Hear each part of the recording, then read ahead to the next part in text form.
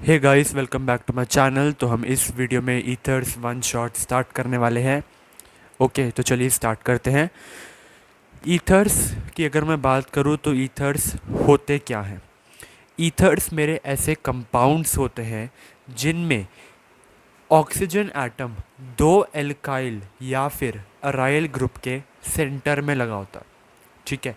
General formula इनका are O are होता है, जहाँ पर आर मेरा एल्काइल या फिर अराइल ग्रुप कुछ भी हो सकता है। So ethers are the compounds having this as the functional group. The general formula of the ethers is ROR, where R can be alkyl or aryl group. ठीक है, बहुत आसान होते हैं, बेसिक है समझना इसे। ईथर्स की अब हम क्लासिफिकेशन देख लेते हैं। ईथर्स को मैं दो तरीके से क्लासिफाई कर सकता हूँ। एक तो मेरे होते हैं एलिफैटिक ईथर्स, एक मेरे क्या होते हैं एलिफैटिक ईथर्स, और एक मेरे होते हैं एरोमेटिक ईथर्स। एक मेरे क्या होते हैं एरोमेटिक ईथर्स। ठीक है। एरोमेटिक के ईथर्स में भी मुझे दो तरह के ईथर्स देखने को मिलते हैं। सबसे पहले देखते हैं एलिफैटिक ईथर्स क्या होता है। एलिफैटिक ईथर्स ऐसे ईथर्स होते हैं जिनके अंदर आर और आर डैश दोनों ही मेरे एल्काइल ग्रुप्स होते हैं। यानी मैंने आपको इसका जनरल फार्मूला बताया, R O R dash. R dash यानी कि यहाँ पे कोई और कार्बन चैन है। ठीक है। जैसे अगर यहाँ पे कोई मिथाइल ग्रुप है तो उधर एल्काइल ग्रुप है, ये डिनोट ये करता है कि यहाँ पे ये एल्काइल ग्रुप अलग लगा है, इस एल्काइल ग्रुप से हमने डिफरेंट कर दिया बेसिकली। ठीक है। तो आर ओ आर डैश मेरा एलिफैटिक ईथर्स में क्या कहलाता है कि यहाँ पे जो मेरा आर है साथ ही साथ जो मेरा आर डैश है, ये दोनों ही क्या है, दोनों ही मेरे एल्काइल ग्रुप्स हैं। यानी मिथाइल ग्रुप्स हो गया, आपका इथाइल ग्रुप्स हो गया। ठीक है। फॉर एग्ज़ाम्पल अगर मैं दूँ तो CH3O, दोनों ही क्या है यहाँ पे मेरे एल्काइल ग्रुप्स लग रखे हैं, तो ये एलिफैटिक ईथर हो गया। एक और एग्जांपल अगर मैं दूँ तो CH3OC2H5। तो यहाँ पे क्या लगा है, इधर लगा है alkyl group, sorry methyl group, तो और इधर लगा है इथाइल ग्रुप। तो ये मेरे हो गए एलिफैटिक ईथर्स जहाँ पे दोनों ही तरफ एल्काइल ग्रुप लगे होते हैं। अब एरोमेटिक ईथर्स आप देखकर समझ ही गए होंगे कि दोनों ही तरफ एरोमेटिक या ना अराइल ग्रुप लगा होना चाहिए, है ना। अराइल ग्रुप अगर लगा है तो वो मेरा एरोमेटिक ईथर है ना। यानी कि एरोमेटिक ईथर्स को मैं दो तरीके से क्लासीफाई कर सकता हूँ कि मेरा या तो इन दोनों में से कोई एक अराइल ग्रुप है और दूसरा वाला एल्काइल ग्रुप है, या फिर दोनों ही मेरे अराइल ग्रुप है। ठीक है। तो ethers in which one of the group is aryl. ठीक है। एक ग्रुप, वन ग्रुप तो अराइल है, वन ग्रुप इज अराइल, या फिर मैं ऐसे बोल देता हूँ either of the one group is aryl, either of the two group is aryl. यानी कि दो ग्रुप लगे होते हैं ना मेरे पास, दो एल्काइल ग्रुप लगे होते हैं, कौन से, आर ओ आर डैश। तो either of the two alkyl groups, यानी कि इन दोनों में से, इन दोनों ग्रुप्स में से ईदर यानी कोई भी एक अराइल होना चाहिए। Either of the two group is aryl, या फिर बोथ आर अराइल। तो ये दो कैटेगरीज मेरी किसके अंडर में आ जाती है, एरोमेटिक ईथर्स के अंडर में आ जाती है। ठीक है। फॉर एग्जांपल अगर मैं यहाँ पे इसका डिस्कस करूँ तो एग्जांपल क्या हो सकता है, C2H5O, ये क्या लगा है, इथाइल ग्रुप लगा है। साथ में मैं यहाँ पे लगा देता हूँ C6H5। अब मुझे देख के बता दो, यहाँ पर तो मेरा ये इथाइल ग्रुप लग रखा है, क्या लगा है यहाँ पे मेरा इथाइल ग्रुप लग रखा है, बट इधर इधर क्या है, ये फिनाइल ग्रुप लग रखा है। यानी कि एरोमेटिक कंपाउंड मुझे यहाँ पे देखने को मिल गया है। ठीक है। क्या देखने को मिल गया, एरोमेटिक कंपाउंड देखने को मिल गया है। एक तरफ इथाइल ग्रुप है तो एक तरफ फिनाइल ग्रुप आ गया है। ठीक है। तो इसको मैं क्या कहूँगा कि ये मेरा एरोमेटिक ईथर है। साथ ही साथ दूसरे की अगर मैं बात करूँ, C6H5 के साथ है C6H5। यहाँ पे दोनों ही तरफ मेरे क्या है, अराइल ग्रुप्स लग रखे हैं। तो जब ऐसा हो तो भी वो एरोमेटिक ईथर्स होता है, एंड जब वो ऐसा हो यानी कि either of the two groups is alkyl, अगर एक अल्काइल है दूसरा अराइल है तो भी वो एरोमेटिक ईथर होता है, दोनों अराइल हो तो भी एरोमेटिक ईथर होते हैं। इसके बाद अगर हम देखते हैं तो हमारे दो तरीके के ईथर्स और आ जाते हैं, जिसको मैं कहता हूँ सिमेट्रिकल ईथर और दूसरा वाला अनसिमेट्रिकल ईथर। सिमेट्रिकल ईथर में मेरा क्या होता है, दोनों ही तरफ बोथ साइड जो मेरे ग्रुप्स लगे होते हैं वो सेम होते हैं। So when the two alkyl groups in an ether are same, when the two alkyl groups, so हमने क्या देखा कि when the two alkyl groups in ether are same then it is said to be symmetrical ether और simple ether. And on the other hand while when two alkyl groups are different, alkyl या फिर aryl groups भी हो सकते हैं, ठीक है, when two of the groups are different then it is said to be unsymmetrical either. तो चलिए इसके एग्जाम्पल देखते हैं। तो चलिए अब हम इसके एग्जाम्पल देखते हैं। For example CH3 CH2 CH3, ये मेरा क्या है, देखो एक एल्काइल ग्रुप मेरा अलग है दूसरा अलग है, यानी कि दोनों के दोनों ग्रुप्स डिफरेंट है। एंड जब ऐसा हो तो मैं इसे मिक्स्ड ईथर कहता हूँ, तो मेरा क्या हो गया, ये मिक्स्ड ईथर हो गया। बट अगर मैं बात करूँ इसकी, यानी CH3O CH3, दोनों ही तरफ के ग्रुप्स क्या हैं, सेम है, तो इसको मैं क्या कह देता हूँ, सिंपल ईथर कह देता हूँ। क्या कह देता हूँ, सिंपल ईथर। ठीक है, आसान था, यही था। और मैं इसको एसिमेट्रिकल अनसिमेट्रिकल ईथर भी कह सकता हूँ और इसे सिमेट्रिकल ईथर भी।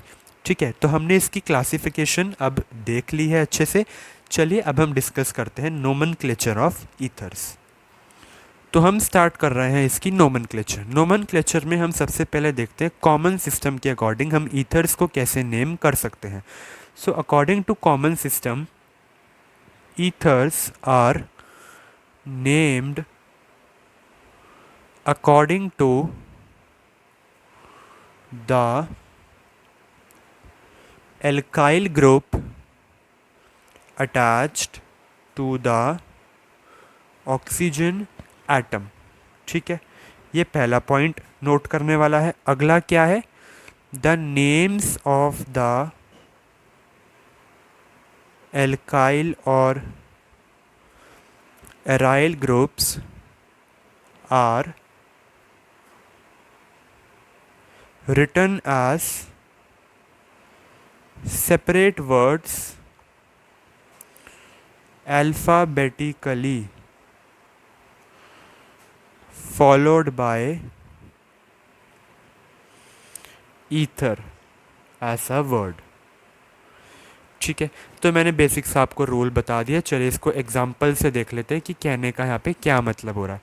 अगर मैं एग्जाम्पल लेता हूँ CH3O CH3, यहाँ पे अगर आप देखें तो वो क्या कह रहा है, ethers are named according to the alkyl groups. यहाँ पे मेरे कौन से एल्काइल ग्रुप्स प्रेजेंट है, मिथाइल ग्रुप प्रेजेंट है।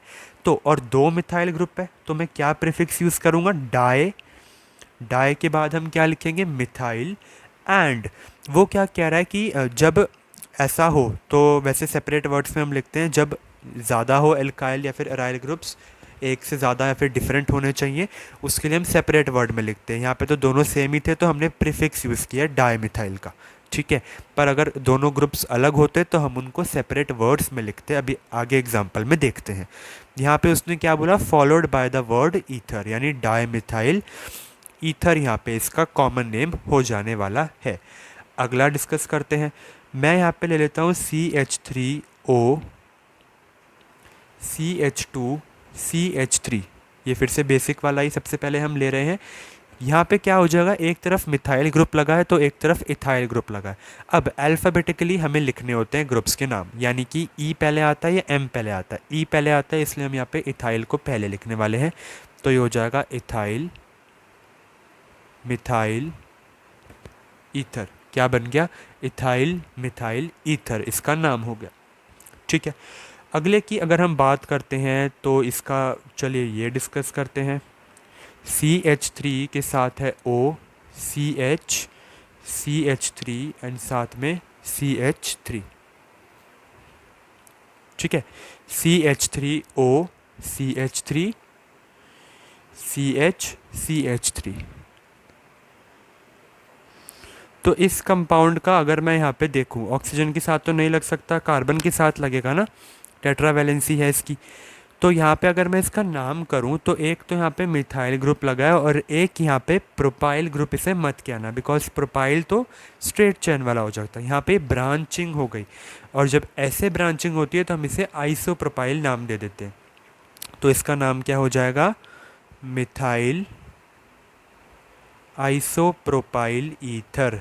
क्या नाम हो गया इसका, मिथाइल आइसोप्रोपाइल ईथर। चलिए अब थोड़े से और एग्जाम्पल डिस्कस करते हैं एरोमेटिक ईथर्स के साथ।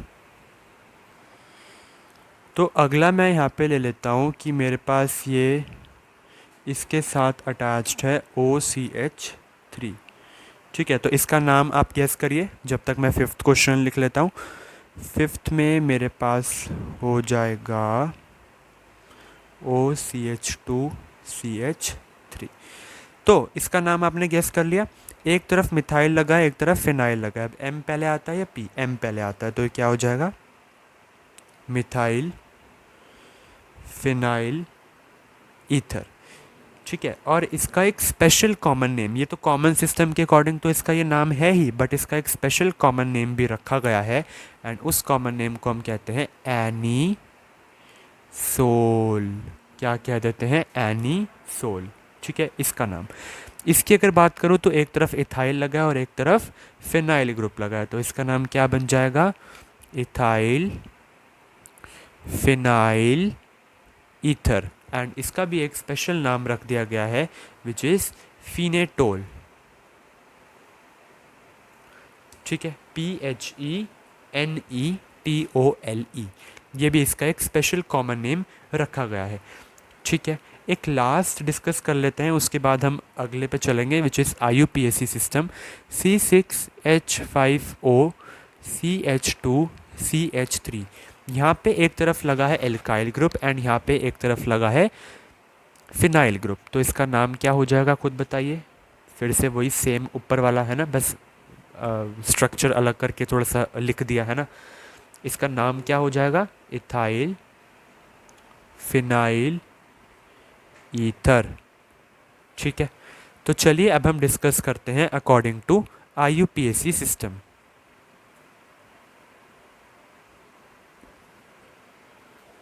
तो अगर हम इसका IUPAC सिस्टम को डिस्कस करते हैं तो हम यहाँ पे देखते हैं कि जो हमारे ईथर्स होते हैं they are named as alkoxy alkene.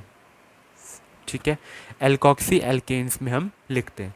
अब एल्कोक्सी में कौन सा एल्काइल ग्रुप आएगा और एल्केन वाले में कौन सा एल्काइल ग्रुप के अकॉर्डिंग नाम होगा, तो वो डिसाइड करता है मेरा उसका साइज़। ठीक है, इसका साइज़ दैट इज़ जो सबसे बड़ा वाला एल्काइल ग्रुप होगा, द लार्जर एल्काइल ग्रुप, वो फॉर्म करेगा द पेरेंट चेन। क्या फॉर्म करेगा, पेरेंट चेन को फॉर्म करेगा। वाइल पेरेंट चेन मतलब वो एल्केन की तरफ लिखा जाएगा। वाइल जो स्मॉलर वाला एल्काइल ग्रुप है वो क्या फॉर्म करेगा, ग्रुप फॉर्म करेगा जो कि एसोसिएट होगा इथीरियल ऑक्सीजन। ठीक है, और ये कौन सा पार्ट होगा, एल्कोक्सी ग्रुप का। यानी कि एल्कोक्सी वाले नाम पे मैं स्मॉलर एल्काइल ग्रुप को लिखूंगा एंड एल्केन में जो मेरी पेरेंट कार्बन चेन बनाएगा उसमें लार्जर एल्काइल ग्रुप को मैं लिखने वाला हूँ। तो चलिए इसका एक एग्जांपल डिस्कस कर लेते हैं। CH3OCH3। तो यहाँ पे तो हमें फिर से एक सिंपल ईथर मिल गया है। सिंपल ईथर की नेमिंग आप जल्दी से इसको एल्कोक्सी एल्केन्स में करके दिखाइए, तो ये क्या बन जाएगा, मिथॉक्सी मीथेन। क्या बन गया, मिथॉक्सी मीथेन। अगला अगर डिस्कस करें तो CH3CH2O के साथ यहाँ पे अटैच है ये चीज़। अब बताइए यहाँ पे कौन सा ग्रुप है, इधर लग रखा है इथाइल ग्रुप, इधर लग रखा है फिनाइल ग्रुप। तो लार्जर एल्काइल ग्रुप मेरा पेरेंट कार्बन चेन बनाएगा, यानी लार्जर एल्काइल ग्रुप मेरा यहाँ पे है क्या, फिनाइल नहीं है, ये बेंजीन है, ठीक है। और ये क्या है, मेरा इथाइल ग्रुप लग रखा है, तो ये एल्कॉक्सी ग्रुप को फॉर्म करेगा, यानी एथॉक्सी हो जाएगा ये। तो ये क्या बन गया, इथॉक्सी बेंजीन। क्या बन गया, इथॉक्सी बेंजीन यहाँ पे हमें मिला। एक और डिस्कस कर लेते हैं हम। थर्ड एग्जाम्पल मेरा आप खुद बताइएगा कि क्या हो जाएगा ये। यहाँ पे ये क्या बनेगा, तो ये मेरा बन जाएगा फेनॉक्सी बेंजीन, बिकॉज दोनों ही सेम ग्रुप है, तो मैं किसी को भी एल्कॉक्सी ग्रुप में एसोसिएट कर सकता हूँ एंड किसी को भी एल्केन वाले ग्रुप में, यानी पेरेंट कार्बन चेन। तो ये क्या बन गया, फिनॉक्सी बेंजीन। क्या बन गया ये, फिनॉक्सी बेंजीन। तो चलिए यहाँ पे थोड़े से और एग्जांपल डिस्कस कर लेते हैं कॉमन एंड आईयूपीएसी नेमिंग दोनों के साथ। सबसे पहला वाला लेते हैं जो मेरा है, या आप खुद से ट्राई करिएगा एंड बताइएगा कि क्या आप खुद कर पाए या नहीं।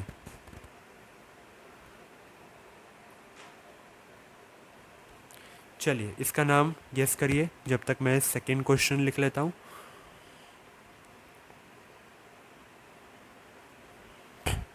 तो यहाँ पे मैंने प्रिपेयर कर लिए हैं 5 क्वेश्चन, जो जल्दी से हम डिस्कस कर लेते हैं इनकी common naming and IUPAC naming, ठीक है। तो सबसे पहले हम इसको डिस्कस करते हैं। यहाँ पे अगर मैं देखूँ तो मेरा एक ये क्या है, ऑक्सीजन, इसके साथ एक इथाइल ग्रुप लगा है एंड साथ में एक साइक्लोहेक्सेन टाइप का स्ट्रक्चर के साथ NO2 लग रखा है, ठीक है। इसका नाम क्या हो जाएगा, नाम उसमें क्या बताया गया था पीछे, पहले इसका नाम बेसिकली हम आईयूपीएसी के अकॉर्डिंग करते हैं।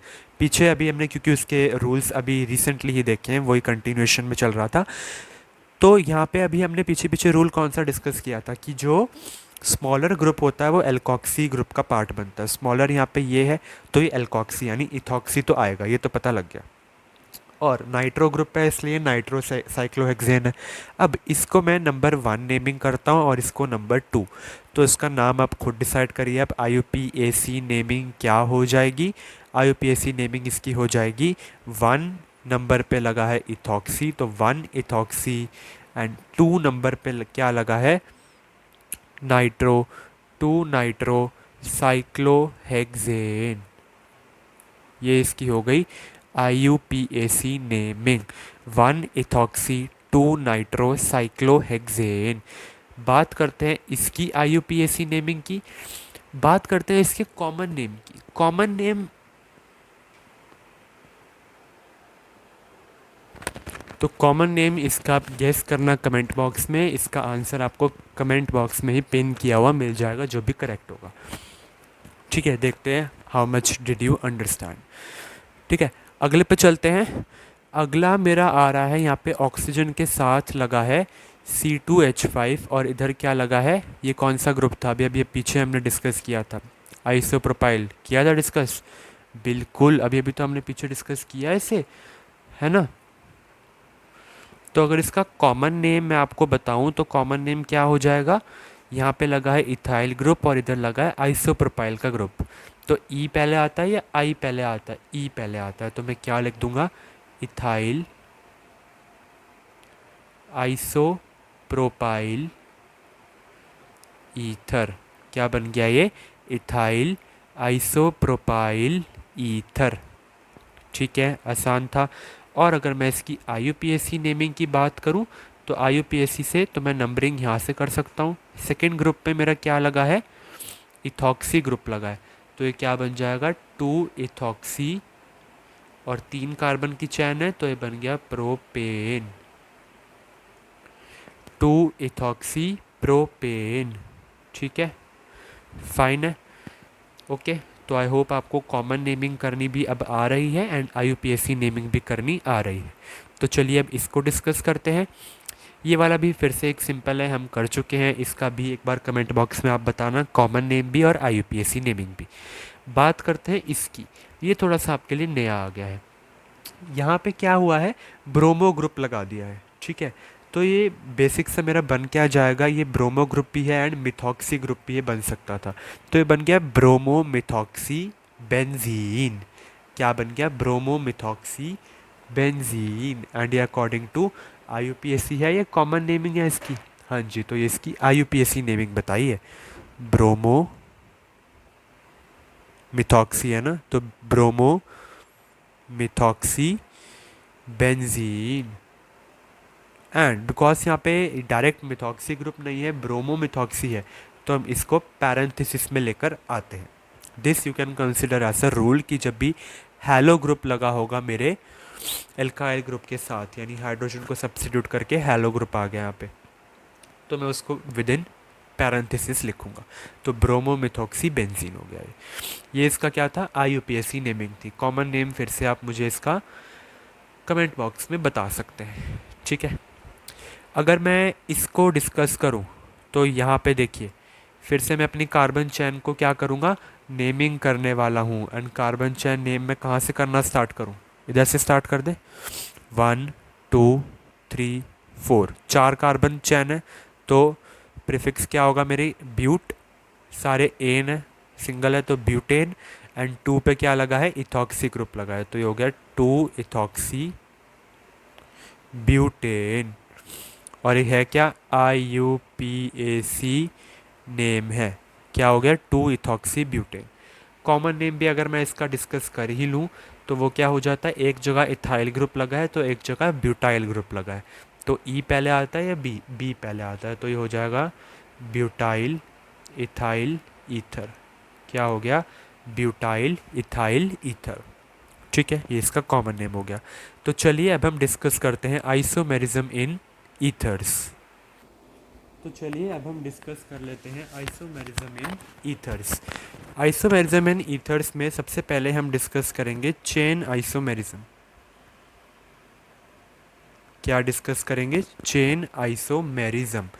चेन आइसोमेरिज्म में हम देखते हैं कि जो मेरा ऑक्सीजन एटम होता है, ठीक है, क्या जनरल फार्मूला होता है ये, तो होता क्या है इस आइसोमेरिज्म में, जो मेरा ऑक्सीजन एटम होता है ना, उसके ईदर साइड में सेम एल्काइल ग्रुप होता है दोनों आइसोमर में। यानी कि लेट्स से ये मेरा सेम होगा एंड ये भी सेम होता है, बट इसकी अरेंजमेंट डिफ़र कर जाती है। क्या करती है, इसकी अरेंजमेंट जो है वो डिफ़र कर जाती है। फॉर एग्ज़ाम्पल अगर मैं बताऊँ तो मैं CH3 दो आइसोमर बना रहा हूँ और यहाँ पर भी CH3, यानी कि मैंने फर्स्ट वाला एल्काइल ग्रुप तो सेम रख लिया इसका। O के साथ मैं यहाँ पे ज्वाइन कर देता हूँ CH2 CH2 CH2 CH3, ठीक है। ये मेरा बन क्या गया by the way, 1 methoxy butane, ठीक है। 1 मिथॉक्सी ब्यूटेन अगर मैं इसकी IUPAC नेमिंग करता हूँ, है ना, ठीक है। और अगर मैं सेम इसके साथ करूँ तो ऑक्सीजन के साथ मैं लगा देता हूँ CH2 CH CH3 एंड ऊपर लगा देते हैं CH3। तो क्या मुझे आप यहाँ पे बता सकते हैं कि क्या ये चीज़ और ये चीज़, नंबर ऑफ कार्बन आइटम्स इस ग्रुप में कितने सेम है, इसमें भी 4 है इसमें भी 4 है, बट यहाँ पे अरेंजमेंट मैटर कर रही है ना, यहाँ पे अरेंजमेंट जो है वो अलग हो गई है, ठीक है। इसलिए हम इन दोनों को क्या कह देंगे, चेन आइसोमर्स कह देंगे, जहाँ पे चेन की अरेंजमेंट एक अल्काइल या फिर अराइल ग्रुप की अलग हो जाएगी and either of the 2 alkyl और अराइल ग्रुप्स मेरा एक जो है वो सेम होना चाहिए, ठीक है। दूसरे वाला भी सेम होगा but with number of carbon atoms, arrangement उसकी अलग होगी, ठीक है। तो ये क्या था मेरा चेन आइसोमेरिज्म। चलिए सेकेंडली हम डिस्कस कर लेते हैं मेटामेरिज्म। मेटामेरिज्म बेसिक सा होता क्या है कि यहाँ पे मॉलिक्यूलर फार्मूला तो सेम होता है, ठीक है, ईथर्स का, बट वहाँ पे डिफरेंट एल्काइल ग्रुप्स लगे होते हैं on either side of the oxygen atom, ठीक है। Either side of the oxygen atom में डिफरेंट एल्काइल ग्रुप्स लगे होते हैं, फाइन है। चलिए अब इसका एग्जांपल हम देख लेते हैं। मॉलिक्यूलर फार्मूला सेम होता है। अगर मैं लेता हूँ CH3 CH2O CH2 CH3 and CH3O CH2 CH2 CH3, यहाँ पे देखो इधर है क्या बेसिकली, यहाँ पर अगर आप देखो तो ये ऑक्सीजन जो है वो इधर की तरफ शिफ्ट हो गया। ये जो था बेसिकली मेरा जो ग्रुप था फंक्शनल ग्रुप, ये इस तरफ शिफ्ट हो गया यहाँ पे, और एक कार्बन वाला चैन इधर 3 बन गया। यानी यहाँ 2 था तो 2 से एक कार्बन यहाँ पे शिफ्ट होके 3 बना गया। तो यहाँ पे इन दोनों ही ईथर्स का मॉलिक्यूलर फार्मूला तो सेम है, but different alkyl groups are there on either side of the oxygen atom. यानी एक साइड में तो डिफरेंट एटम होने ही चाहिए, और यहाँ पे हम देख रहे हैं कि डिफरेंट एटम्स हैं। यहाँ पे क्या है, देखो ये सेम एटम है, सेम एटम है, ये भी इथाइल ग्रुप है, ये भी इथाइल है, बट यहाँ पे डिफरेंट हो गए। ठीक है, तो ये क्या बना गए, मेटामर्स, ये एक दूसरे के कहलाए जाते हैं। ठीक है, क्लियर है? ओके, नाम अगर मैं दूँ तो इसका नाम इथॉक्सी इथेन हो जाएगा, इसका मिथॉक्सी प्रोपेन हो जाएगा। इसी में आप एक और एग्जांपल देखना चाहते हैं तो खुद उसमें बना के देखिएगा अपनी नोटबुक में। ये जो स्पेशल कॉमन नेम हमने डिस्कस किया था इसका, ठीक है, एक स्पेशल कॉमन नेम था ना इसका, क्या कॉमन नेम था, इथॉक्सी फिनॉक्सी ईथर, है ना। ये स्पेशल कॉमन नेम था कि इथाइल ग्रुप भी लग रखा था, फिनाइल ग्रुप भी। इथॉक्सी फिनॉक्सी तो बेसिकली हम आईयूपीएसी में बोलते थे, आईयूपीएसी तो नहीं होगा ना यहाँ पे। स्पेशल कॉमन नेम की बात कर रहा हूँ, स्पेशल कॉमन नेम में हम वही यूज़ करेंगे जो हम यूज़ करते थे ईथर के पहले। तो इसका कॉमन नेम स्पेशल वाला क्या था, इथाइल फिनाइल ईथर, यही तो था, इथाइल फिनाइल ईथर, ये था ना। एल्कॉक्सी ग्रुप मेरे आईयूपीएसी नेमिंग में होते हैं, ये तो मेरा स्पेशल कॉमन नेम था, इथाइल फिनाइल ईथर। ठीक है, तो अब हम क्या करते हैं, एक तो फिनेटॉल हो गया, एंड साथ में मैं ले लेता हूँ बेंजाइल मिथाइल ईथर। तो आप देखिएगा ethyl phenyl ether and benzyl methyl ether, दोनों में ही क्या होगा, सेम आपको यहाँ पे स्टोरी देखने को मिलेगी। ठीक है, आप ये ड्रॉ करके एक बार यहाँ पे देख सकते हैं। ओके, तो ये मेरा हो गया ethyl phenyl ether and benzyl methyl ether. अब थर्ड डिस्कस करते हैं which is my functional isomers, जो आपने एल्कोहल्स वाले आइसोमेरिज्म में भी पढ़ रखे होंगे, वो वाली वीडियो भी अपलोडेड है, आप देखना ज़रूर उसे। ठीक है, तो फंक्शनल आइसोमेरिज्म,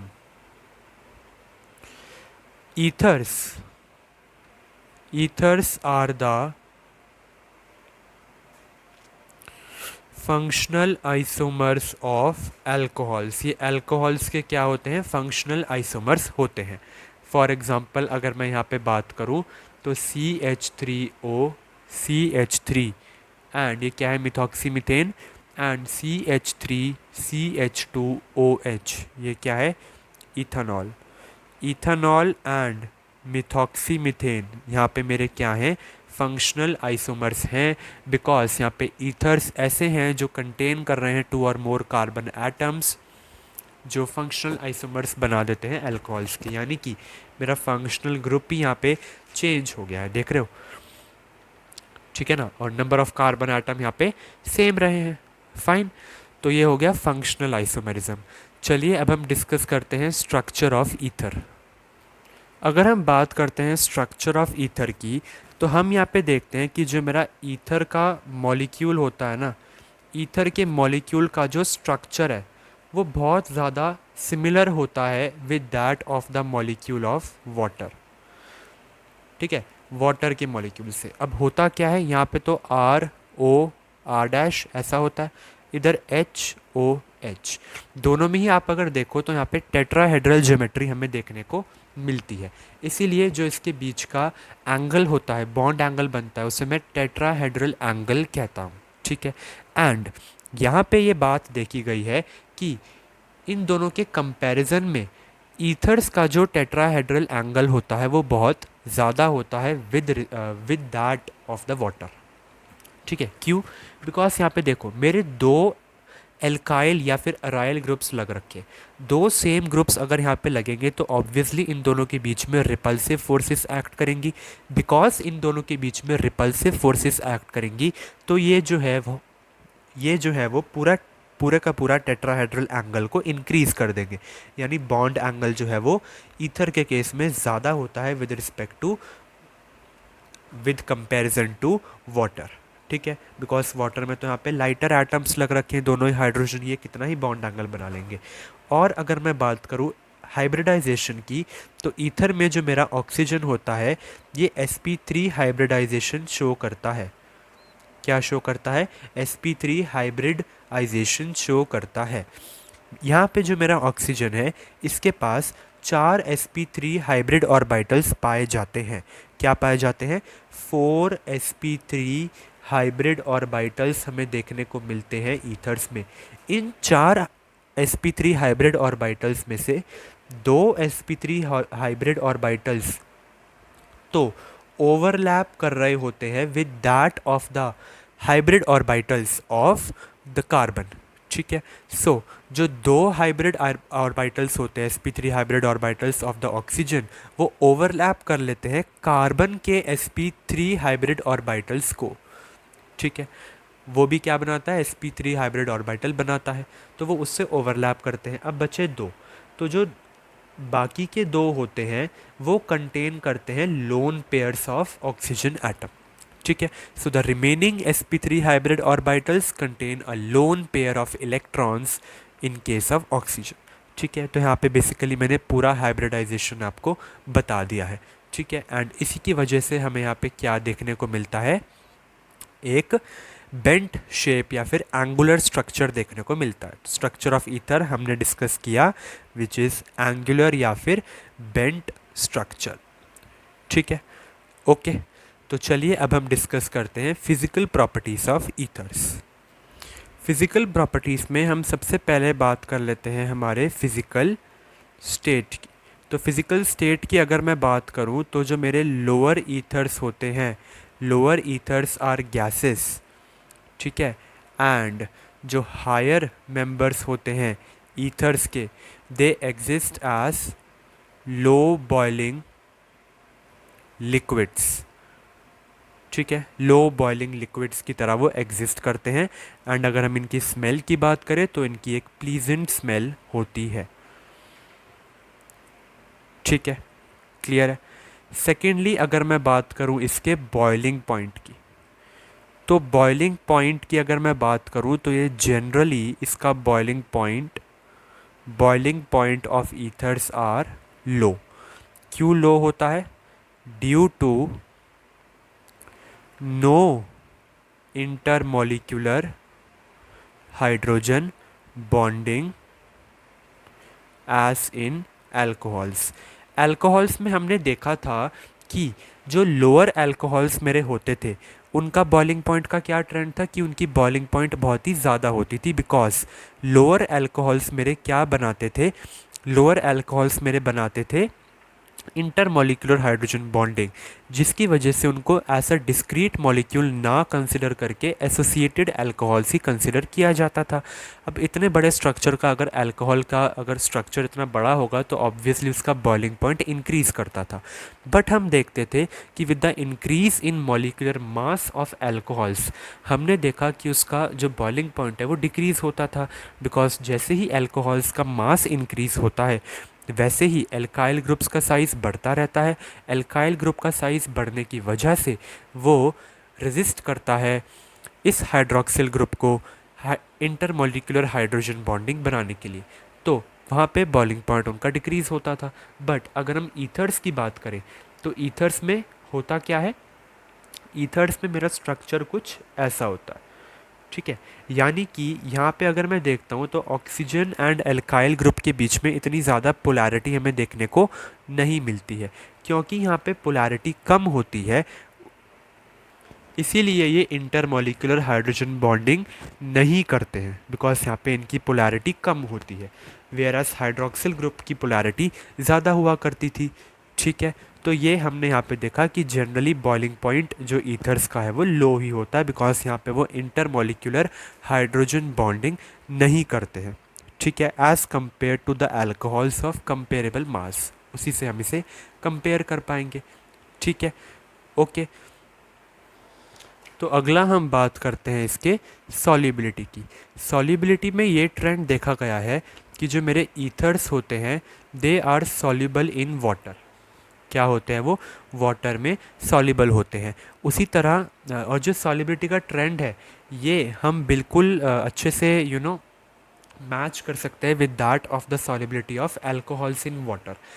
अल्कोहल्स में भी हमने देखा था कि वहाँ पर भी लोअर अल्कोहल्स तो अच्छे से वाटर में डिज़ोल्व हो जाते थे due to intermolecular hydrogen bonding, but higher alcohols में इंटरमॉलिक्यूलर हाइड्रोजन बॉन्डिंग ना होने की वजह से एल्काइल ग्रुप का साइज़ बिकॉज ज़्यादा हुआ करता था तो वो वाटर में धीरे धीरे डिज़ोल्व होना बंद हो गए with the increase in higher members of alcohol. ठीक है, और यहाँ पे हम देखते हैं कि ईथर्स भी सॉल्युबल होते हैं वाटर में, बट जो इनकी सॉल्युबिलिटी होती है वो डिक्रीज़ कर जाती है from lower member to higher member. यानी लोअर मेंबर ऑफ ईथर से हायर मेंबर ऑफ ईथर जैसे ये जाते हैं तो उनकी सॉल्युबिलिटी डिक्रीज़ कर जाती है, बिकॉज यहाँ पे मेरे जो एल्काइल ग्रुप का साइज़ है वो धीरे धीरे बढ़ना स्टार्ट हो जाता है। And we know that alkyl groups are hydrophobic, तो वो बिल्कुल भी ईथर्स को इंटरमॉलिक्यूलर हाइड्रोजन बॉन्डिंग बनाने नहीं देते हैं और ना ही वो वाटर में उनको सॉल्युबल रहने देते हैं जैसे ही वो जैसे वो हायर मेंबर्स ऑफ ईथर्स में पहुंचते हैं। ठीक है, तो ये था मेरे सॉल्युबिलिटी का ट्रेंड। फोर्थ हम डिस्कस कर लेते हैं इसकी डेंसिटी के बारे में। डेंसिटी को अगर हम देखते हैं तो मैं सिंपली कहूँगा कि जितने भी मेरे ईथर्स होते हैं वो सारे लाइटर होते हैं देन वाटर। ठीक है, ठीक है, तो ये इसके डेंसिटी के बारे में था। फिफ्थ हम डिस्कस कर लेते हैं ईथर्स की, fifth and the last one, जो कि है डाइपोल मोमेंट। डाइपोल मोमेंट की अगर मैं बात करता हूँ तो इसका स्ट्रक्चर कैसा होता है, ऐसा। डाइपोल मोमेंट की अगर मैं बात करूँ तो एल्काइल इलेक्ट्रोनेगेटिव एटम यहाँ पे क्या है, ऑक्सीजन है, तो ये अपनी तरफ इलेक्ट्रॉन को पुल करता है और ये अपनी तरफ इलेक्ट्रॉन पुल करता है। तो जो मेरी ओवरऑल जो डाइपोल मोमेंट होता है वो अपवर्ड डायरेक्शन में होता है। तो हम कह देते हैं कि जो हमारे ईथर्स होते हैं उनका एक नेट डाइपोल मोमेंट देखा गया है। So as a result ethers have a net dipole moment. And अगर मैं इसके स्ट्रक्चर की बात करूं अगेन, तो इसके स्ट्रक्चर में हम देखते हैं कि इसकी एक बेंट शेप होती है, इसका टेट्राहेड्रल एंगल होता है, एंड जो दो एल्काइल ग्रुप्स होते हैं वो दोनों के दोनों रिस्पॉन्सिबल होते हैं for the increase in bond angle. ठीक है, क्यों, बिकॉज इन दोनों के बीच में एक रिपल्सिव फोर्स एक्ट करता है। ठीक है, ओके। और यहाँ पे जो मैंने अभी पीछे बताया था कि ईथर्स मेरे कम पोलर होते हैं, बट पोलर होते तो है ना। CO बॉन्ड जो यहाँ पे देखा गया है वो स्लाइटली पोलर होता है, एंड दैट्स वाई यहाँ इनके बीच में डाइपोल मोमेंट एग्जिस्ट करती है। ठीक है, ओके। तो ये थी फिजिकल प्रॉपर्टीज ऑफ ईथर। चलिए अब डिस्कस करते हैं method of preparation of ethers. तो चलिए अब हम डिस्कस करते हैं method of preparation of ethers. यहाँ पर हम क्या डिस्कस करेंगे, सबसे पहला हम डिस्कस करने वाले हैं डिहाइड्रेशन ऑफ अल्कोहल्स, यानी अल्कोहल्स की डिहाइड्रेशन करने पे मुझे ईथर्स मिलते हैं। जनरल केस पहले सबसे पहले मैं आपको बता देता हूँ। मेरे पास है CH3CH2OH, दैट इज़ इथेनॉल। अब डिहाइड्रेशन हमें पता है कि ज़्यादातर प्रोटिक एसिड की प्रेजेंस में ही होती है। तो होता क्या है, यहाँ पे ना दो केस निकल के आते हैं। एक तो होता है कि मैंने इसमें प्रोटिक एसिड डाला H2SO4, इसमें भी वही डाला, तो ये अलग कैसे हुए दो केस, टेम्परेचर का खेल है। यहाँ पे 443 केल्विन था और इधर 413 केल्विन था। देखा ये गया, वैसे H2SO4 की जगह हम यहाँ पे H3PO4 भी डाल सकते थे। देखा यहाँ पे क्या गया कि जब टेम्परेचर ज़्यादा में ये रिएक्शन करवाया गया, यानी कि एलिवेटेड टेम्परेचर पर जब ये रिएक्शन करवाया गया तो मुझे मिल गया CH2 double bond CH2, that is ethene. And जब कम टेम्परेचर में करवाया गया तो मुझे मिल गया CH3CH2O CH2CH3, which is ethoxy ethane. तो यहाँ पे ऐसा हुआ क्यों, यहाँ पे ऐसा हुआ ड्यू टू रिएक्शन मैकेनिज्म। क्योंकि हम देखते हैं कि जब भी जब भी मेरा एलिवेटेड टेम्परेचर पे मैं इथेनॉल की डिहाइड्रेशन करता हूँ तो वहाँ पे मेरा जो प्रोसीड होता है पूरा रिएक्शन वो एलिमिनेशन रिएक्शन के थ्रू प्रोसीड होता है। सिमिलरली यहाँ पर भी हायर टेम्परेचर्स में हमें एलिमिनेशन रिएक्शन देखने को मिला, यानी 443 केल्विन पे, एंड इथेनॉल से मैंने इथीन बना लिया। On the other hand low temperature में हमें इथॉक्सी इथेन देखने को मिला, जहाँ पर हमारा कौन सा मैकेनिज्म फॉलो हुआ, SN2 mechanism, that is substitution nucleophilic biomolecular reaction ये प्रोसीड हुआ। ठीक है। So in the presence of protic acid हमने देख लिया कि वो एल्कीन्स भी दे रहा था, ईथर्स भी दे रहा था। हाउएवर 413 पे इथॉक्सी इथेन जो है वो मेजर प्रोडक्ट था, ऑल दो 413 पर भी हमें इथीन मिल रहा था, पर इथीन माइनर प्रोडक्ट था। एंड एलिवेटेड टेम्परेचर पे मेजर प्रोडक्ट मेरा इथीन था एंड माइनर प्रोडक्ट मेरा साथ में ईथर भी मिल रहा था। ठीक है, ओके। दस हम यहाँ पे देखते हैं कि हम डिहाइड्रेशन ऑफ अल्कोहल से सिमेट्रिकल ईथर्स को प्रिपेयर कर सकते हैं। ठीक है, तो चलिए अब हम इसका जल्दी से एक क्विक मैकेनिज्म देख लेते हैं। तो मैकेनिज्म में होता क्या है कि ये CH3CH2OH, ठीक है, ये फर्स्ट स्टेप बता रहा हूँ। यहाँ पे ये मैकेनिज्म वैसे हम पहले भी डिस्कस कर चुके हैं। ठीक है, प्रॉपर्टीज़ में डिस्कस किया था, प्रॉपर्टीज़ ऑफ अल्कोहल्स में हमने डिस्कस कर रखा है। ठीक है, डिहाइड्रेशन ऑफ अल्कोहल। तो होता क्या है कि ये अल्कोहल रिएक्ट करता है H+ से, यानी कि मेरा फर्स्ट स्टेप क्या है, प्रोटोनेशन ऑफ अल्कोहल। मेरा अल्कोहल की प्रोटोनेशन होती है और ये मुझे दे क्या देता है, यहाँ पे देखो ऑक्सीजन के पास मेरे दो लोन पेयर है, तो ये क्या बनाएगा, CH3CH2, ऑक्सीजन के साथ आके ही ये हाइड्रोजन जुड़ जाएगा एंड इस पे पॉजिटिव चार्ज आ जाएगा। ये जो स्पीशीज़ बनी है, वैसे बाय द वे हो क्या रहा है, प्रोटोनेशन ऑफ अल्कोहल हो रही है। और यहाँ पे जो स्पीशीज़ मुझे मिली है इसे मैं क्या कहता हूँ, प्रोटोनेटेड अल्कोहल। प्रोटोनेटेड अल्कोहल में से कहता हूँ। अब बारी आती है मेरे स्टेप नंबर 2 की।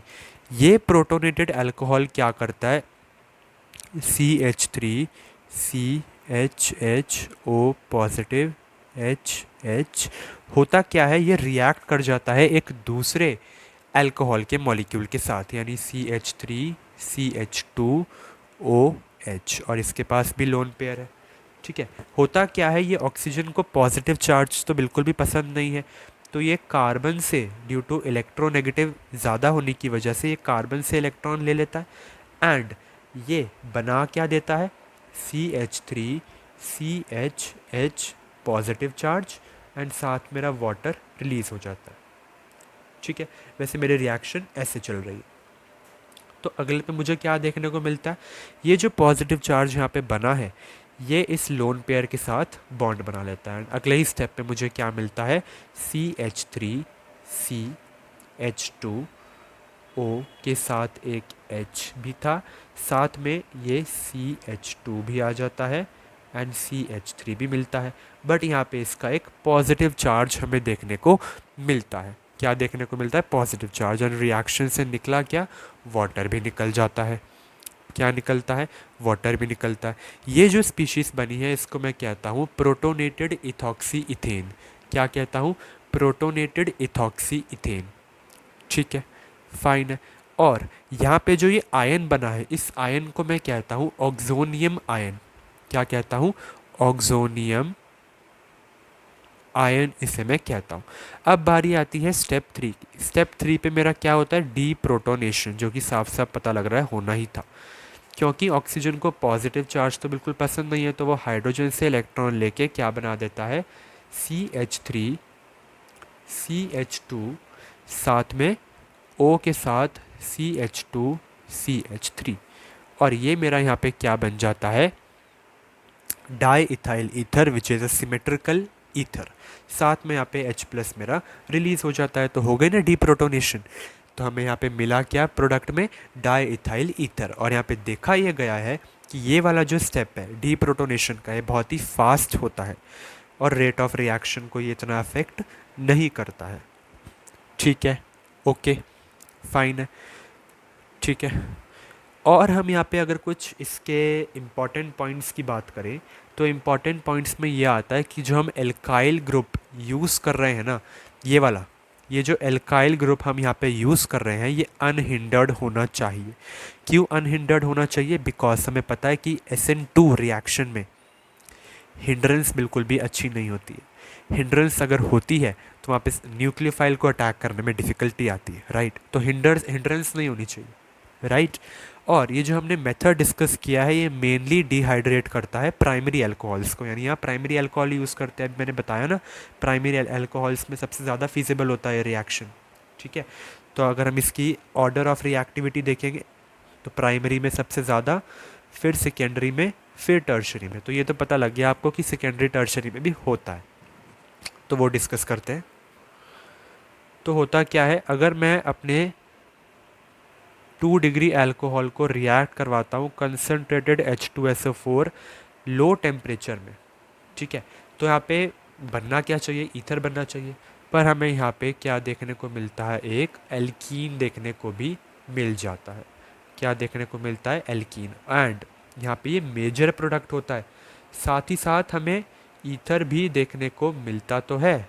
उसको देखने के लिए क्या है, देखने के लिए तो वो मिलता है, ठीक है, बट यहाँ पे ये माइनर प्रोडक्ट होता है। क्या होता है, माइनर प्रोडक्ट। ये हमने डिस्कस किया 2 डिग्री के साथ। अब 3 डिग्री की कहानी भी देख ही लेते हैं, जब यहाँ तक डिस्कस कर लिया है तो 3 डिग्री में अगर मैं डालता हूँ H2SO4 that to low temperature पे, तो ये मेरा प्योरली क्या बना देता है, एल्कीन ही बनाता है।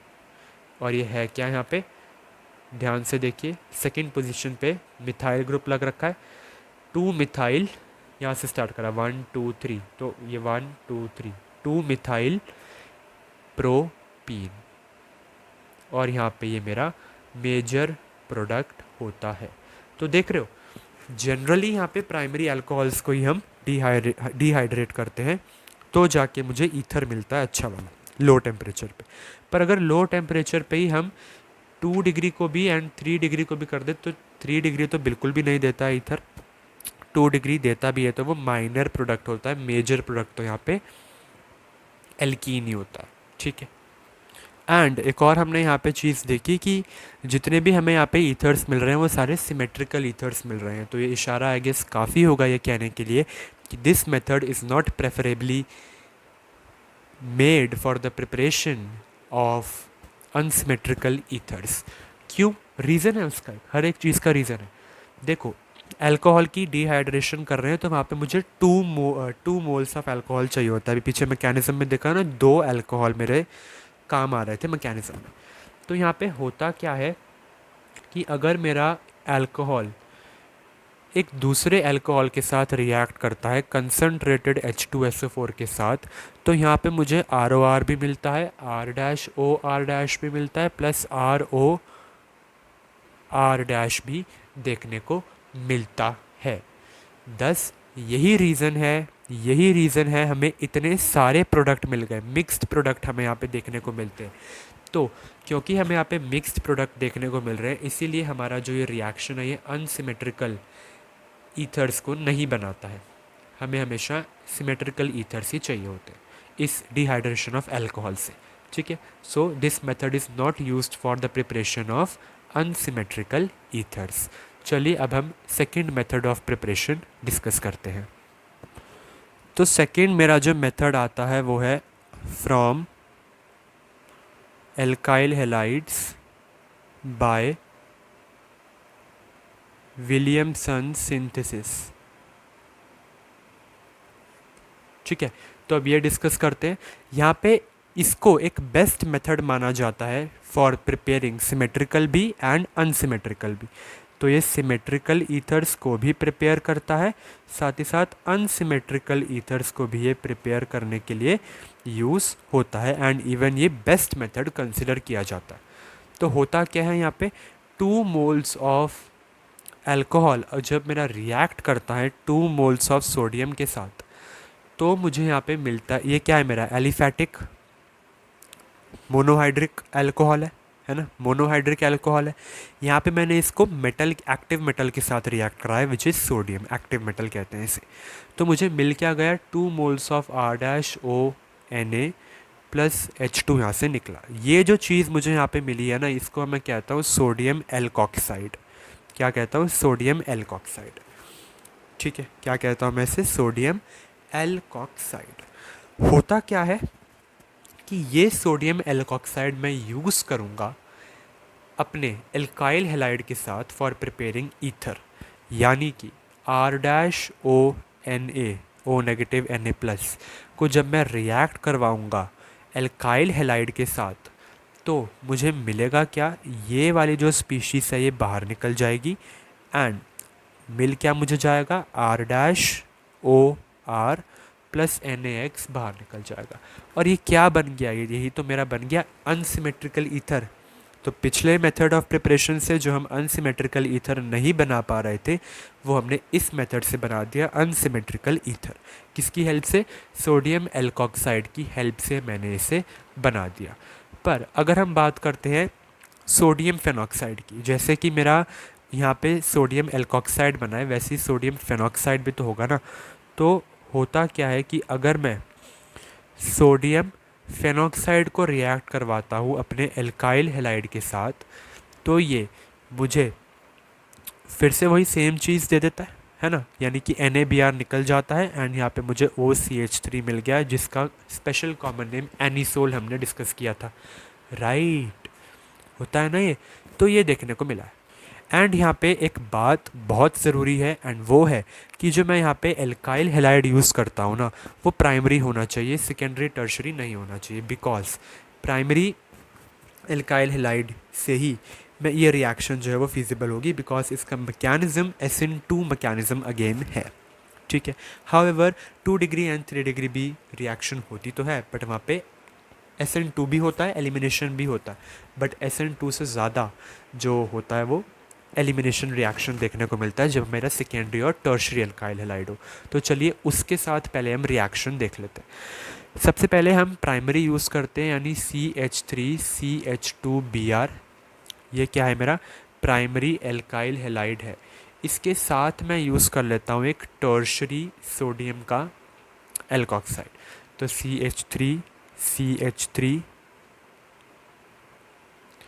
CH3ONA positive. एंड जब इसको मैं हीट करूँगा तो मुझे क्या मिल जाएगा, again CH3CH3O CH2CH3 plus NaBr। तो ये तो कितनी आसानी से हो गए, देख रहे हो, आसानी से हो गया ना ये। ठीक है, बट अगर मैं इसी का अपोजिट करूं, यानी इसे प्राइमरी कर दूं और इसे टर्शरी कर दूं, तो अलग हो जाएगी कहानी। यहाँ पे ये दोनों क्या करें, ये आपस में रिएक्ट करे थे। ठीक है, नंबर 1 देखा कि कैसे सोडियम एल्कोक्साइड रिएक्ट किया था प्राइमरी एल्काइल हेलाइड से, तो उसने ये रिएक्शन दे दिया। बट अगर मैं अगले पेज पे चलते हैं, बट अगर मैं बात करूँ इसकी, यानी CH3CH3CH3Br, इसके साथ अगर मैं रिएक्ट करवाता हूँ Na positive O negative C2H5 को, विच इज़ माई सोडियम ईथॉक्साइड, तो होता क्या है यहाँ पे, ये क्या है, मेरा टर्शरी है, tertiary alkyl halide.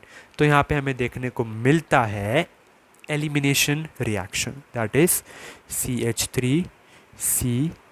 CH3 double bond CH2 plus C2H5OH भी मिलता है, प्लस NaBr भी मिलता है। तो देख रहे हो, अल्कोहल भी मिल गया, एल्कीन भी मिल गया एंड सोडियम हेलाइड भी मिल गया। ठीक है, तो ये यहाँ पे इसकी फॉर्मेशन होती है। सेम अगर हम 2 डिग्री में देखें तो 2 डिग्री में भी हमें ये देखने को मिलता है। यहाँ पे होता क्यों है ऐसा, इसका रीज़न क्या है, ये क्यों हो रहा है।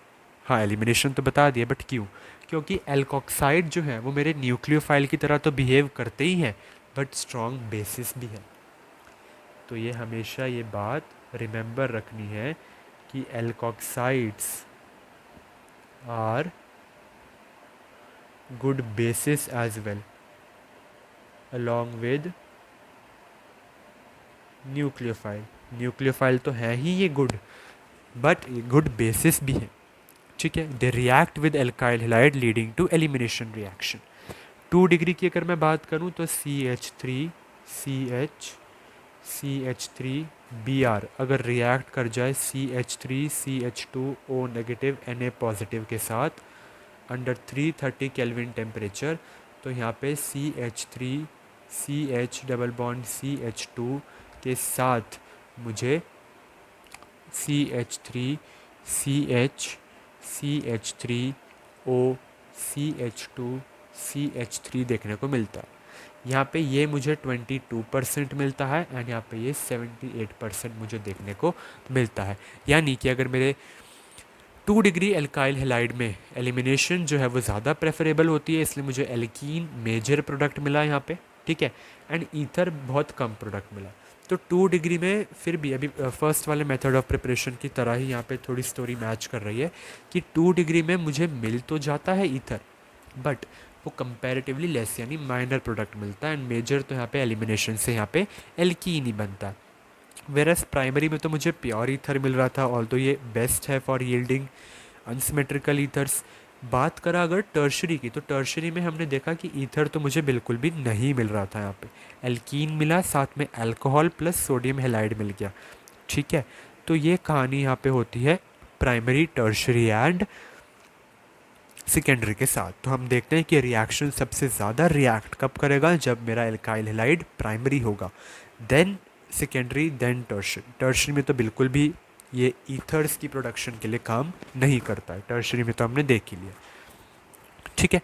तो since secondary and tertiary alkyl halides prefer to go undergo elimination rather than substitution, therefore even symmetrical ethers containing secondary and tertiary alkyl groups cannot be prepared in good yields. तो हम अनसिमेट्रिकल के लिए तो हम कह ही रहे थे कि ये इतना बढ़िया है, हम सिमेट्रिकल भी नहीं बन पाएगा अगर हम 2 डिग्री या फिर 3 डिग्री अच्छे से लेंगे एल्काइल हेलाइड को, तो वो नहीं कर पाएगा.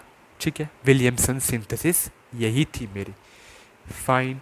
चलिए एक एग्जाम्पल और डिस्कस कर लेते हैं. ठीक है. तो अगर CH3CH Br रिएक्ट करता है CH3CHO negative Na positive CH3 के साथ, तो मुझे मिलता क्या है, मुझे यहाँ पे मिल जाएगा, मैं नाम लिख देता हूँ, प्रोपीन प्लस एक अल्कोहल मिलेगा एंड माइनरली फॉर्म्ड ईथर. ठीक है. ये तो मैंने आपको ऐसे ही एक और बार आपकी टेस्ट करने के लिए बताया कि जब 2 डिग्री एल्काइल हेलाइड मेरा रिएक्ट करता है, तो ये नहीं कह रहे कि ईथर नहीं मिलता, ईथर मिलता है भाई, माइनर मिलता. टर्शरी में तो बिल्कुल भी नहीं मिलता, इसमें माइनर मिलता तो है. हाउएवर प्रोपीन एंड अल्कोहल यहाँ पे मेजरली पाए जाते हैं. ठीक है. सिमिलरली अगर हम यहाँ पे एरोमेटिक उसको लेते हैं, यानी अभी मेरा क्या है, सोडियम फेनॉक्साइड, इसको जब मैं रिएक्ट कराता हूँ प्राइमरी हेलाइड के साथ, दैट इज़ CH3Br, तो यहाँ पर भी मुझे आसानी से देखने को मिल जाता है formation of anisole plus NaBr. However मैं इसका उल्टा नहीं कर सकता हूँ. However the reverse is not true.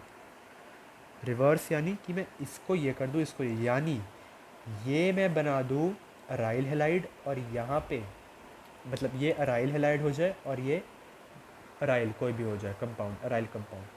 तो अराइल हेलाइड के साथ मैं सोडियम एल्कोक्साइड को बिल्कुल भी यूज़ नहीं कर सकता हूँ. क्यों? Aryl halides are not used with sodium alkoxides and cannot thus prepare phenolic ethers, that is aromatic ethers. Because reason क्या है इसका, क्यों अराइल हेलाइड्स क्यों यूज़ नहीं कर सकता मैं सोडियम एल्कोक्साइड के साथ, जो कि मुझे एक न्यूक्लियोफाइल प्रोवाइड करता है, और यहाँ पे ये फिनोलिक ईथर्स प्रिपेयर नहीं कर सकते, वाई। इसका आंसर कमेंट बॉक्स में बता देना, बिकॉज हमने ये डिटेल्ड स्टडी कर रखी है हैलो एल्केन हैलोरीन्स वाले चैप्टर में। तो अगर आप इस क्वेश्चन का जवाब नहीं दे पा रहे हैं, दैट मीन्स आपको हैलो एल्केन हैलोरीन्स वाला चैप्टर रिवाइज करने की एक और बार ज़रूरत है, या फिर मे बी आप जंप करके सीधा इस चैप्टर में आए हो। ठीक है, ओके फाइन। तो ये हमने सेकंड मेथड ऑफ प्रिपरेशन भी डिस्कस कर लिया। चलिए अब डिस्कस करते हैं third from alkyl halides by treating with dry silver oxide.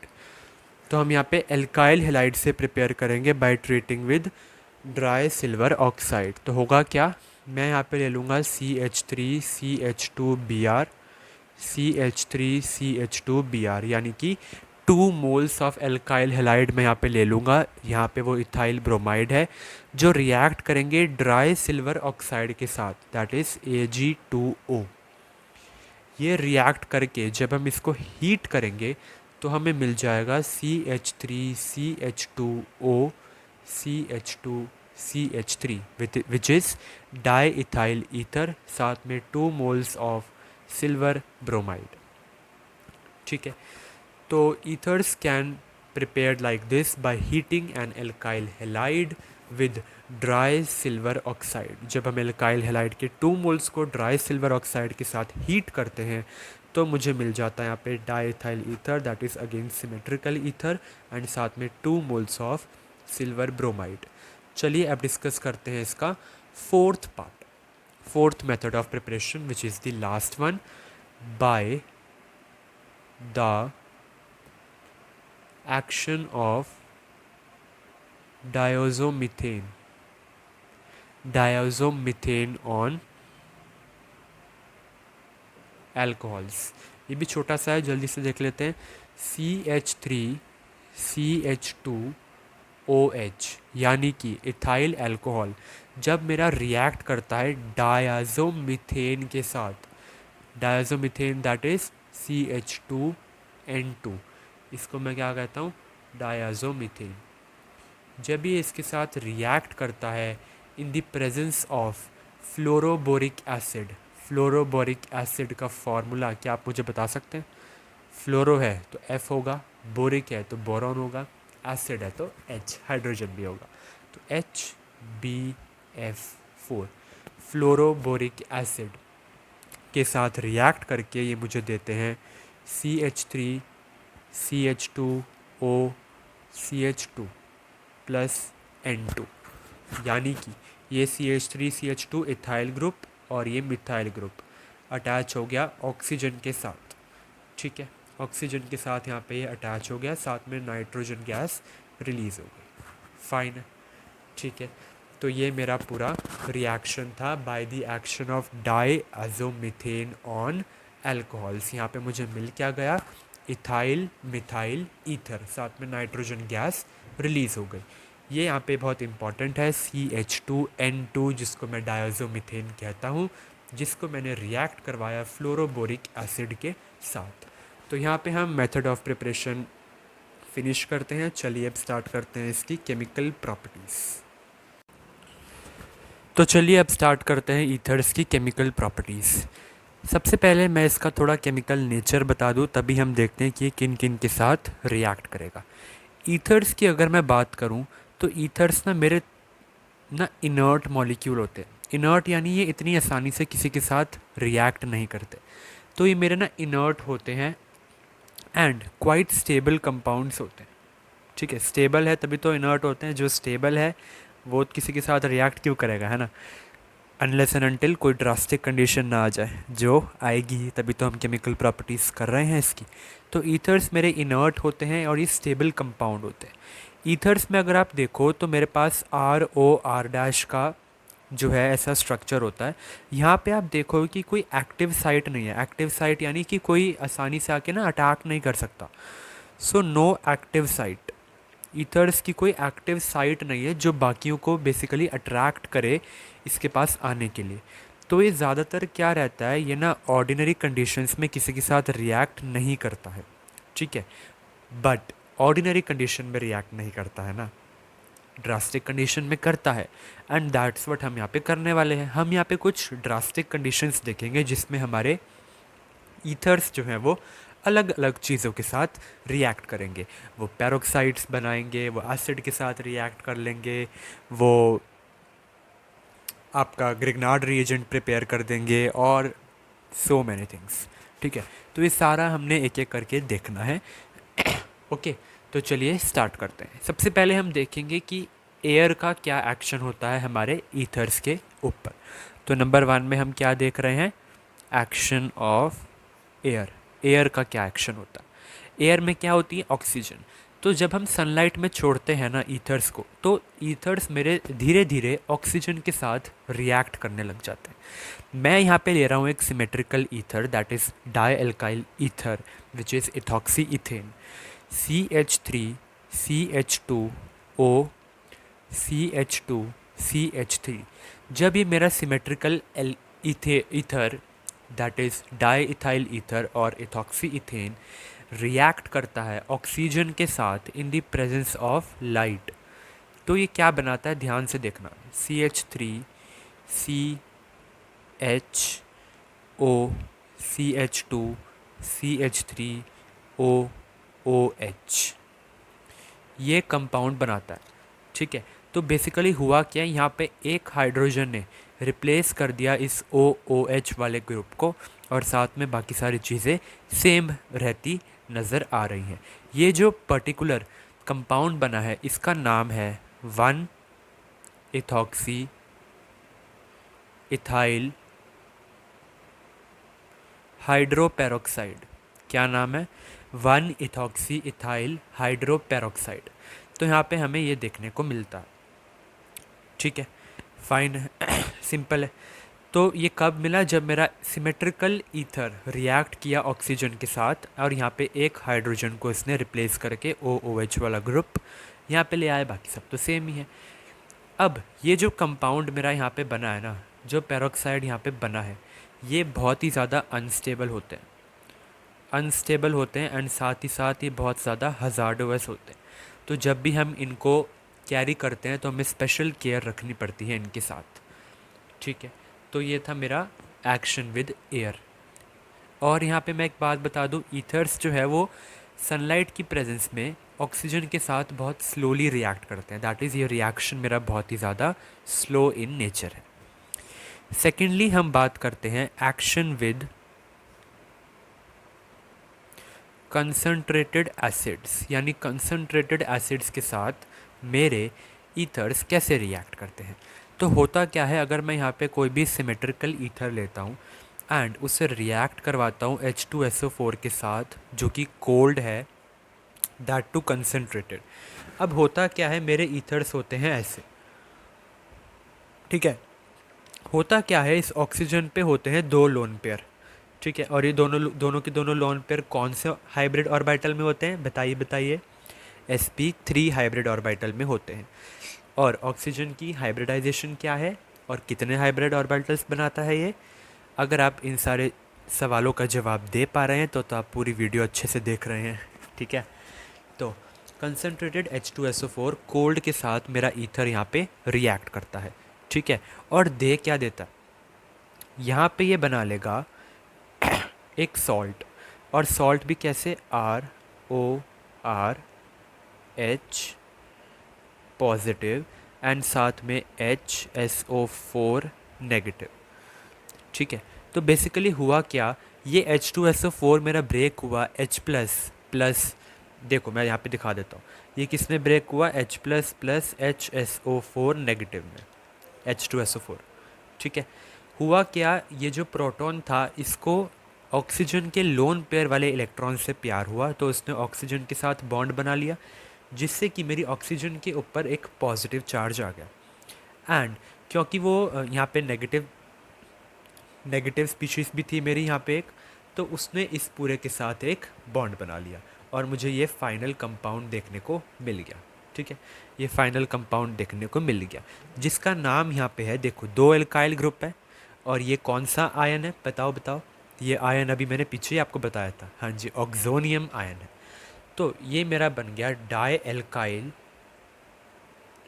Oxonium, hydrogen है तो हाइड्रोजन, ये वाला हाइड्रोजन बेसिकली, और ये क्या है, हाइड्रोजन सल्फेट।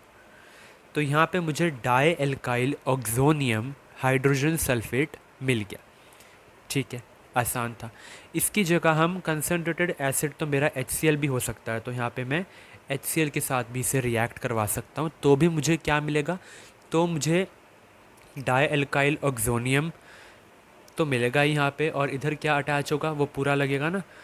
साथ में यहाँ पे मुझे एक नेगेटिव स्पीशीज़ चाहिए, तो HCl के केस में वो क्या होगा, HCl तो मेरा ब्रेक होगा H plus plus Cl minus में, तो H प्लस यहाँ पे आएगा और Cl माइनस यहाँ पे आएगा, तो वो मुझे यहाँ पे बेसिकली सॉल्ट मिल जाएगी। ठीक है, अभी हो क्यों रहा है, बिकॉज यहाँ पर जो मेरे एल्काइल एल्काइल कह रहा हूँ, ईथर्स जो हैं, ईथर्स के पास मेरे लोन पेयर है, एंड जिस स्पीशीज़ के पास एक लोन पेयर होता है उसको मैं क्या कहता हूँ, लुईस एसिड या बेस, ल्यूइस बेस कहता हूँ। तो क्योंकि मेरे ईथर्स यहाँ पे ल्यूइस बेसिस की तरह रिएक्ट कर रहे हैं, इसलिए वो शो कर रहे हैं एसिड के साथ रिएक्शन। एंड हमने 10th क्लास में ये बात देख रखी है कि एसिड प्लस बेस जब भी मिलते हैं तो एक सॉल्ट बनाते हैं, और यहाँ पे सॉल्ट बन रही है, इसको मैं सॉल्ट बोलूँगा। तो बेस, ये बेस की तरह रिएक्ट कर रहा है मेरा ईथर, क्योंकि इसके पास लोन पेयर है, बेस प्लस एसिड मेरा सॉल्ट बनाता है। ठीक है, आसान था, बहुत आसान था। ठीक है, तो चलिए अच्छा हाँ, एक और बात मैं यहाँ पे बता दूँ, ये जो सॉल्ट बनी है इसको मैं कहता हूँ ऑक्सोनियम सॉल्ट। ठीक है, क्या कहता हूँ मैं, ऑक्सोनियम सॉल्ट इसको कह देता हूँ। ठीक है, तो चलिए अब हम चलते हैं थर्ड पे। अच्छा, थर्ड पे जाने से पहले एक और चीज़, हमने देखा था कि जब भी हम एल्केन से अपने किसी भी कंसनट्रेटेड H2SO4 के साथ रिएक्ट करते हैं तो वो कभी भी रिएक्शन शो नहीं करते। तो ये जो रिएक्शन है कि डिस्टिंग्विश बिटवीन कर सकता है ईथर्स एंड एल्केन्स के बीच में, बिकॉज एल्केन डाइल्यूट एसिड के साथ रिएक्ट नहीं करते हैं। ठीक है, एल्केन्स मेरे डाइल्यूट एसिड के साथ रिएक्ट नहीं करते हैं। फाइन है, ठीक है, ओके। चलिए अब हम थर्ड पे चलते हैं। अब हम देखेंगे कि हमारे ईथर ल्यूइस एसिड की उसमें कैसे बिहेव करते हैं। बीइंग ल्यूइस बेसिस हमने देखा कि ईथर्स फॉर्म कर रहे थे coordination complexes with Lewis acid such as, अब हमारे ल्यूइस एसिड के साथ रिएक्शन चाहिए, तो मेरे यहाँ पे कौन कौन से ल्यूइस एसिड हो सकते हैं, BF3, AlCl3, FeCl3 and many more. ठीक है, ये सारे मेरे क्या है, ल्यूइस एसिड है, BF3, AlCl3, FeCl3। तो क्योंकि मेरे जो ईथर्स थे वो ल्यूइस बेसिस की तरह बिहेव कर रहे थे, जैसे कि हमने पिछले प्रॉपर्टी में देखा, यहाँ पर वो ल्यूइस एसिड के साथ रिएक्ट कर जाते हैं और बनाते हैं कोऑर्डिनेशन कॉम्प्लेक्सेस। ठीक है, अभी तक आपने कोऑर्डिनेशन कॉम्प्लेक्सेस वाला चैप्टर तो कर ही लिया होगा, नहीं किया है तो आगे जाके आप कर लेंगे। यहाँ पे मैं फिर से क्या करता हूँ, एक अपना ले लेता हूँ सिमेट्रिकल ईथर, तो मैं यहाँ पे लेता हूँ ROR। बेसिकली लिखने का तरीका थोड़ा सा अलग हो गया इसका। साथ में मैंने, आप वैसे भी लिख सकते हैं, एक ही बात है, BF3 लिखा।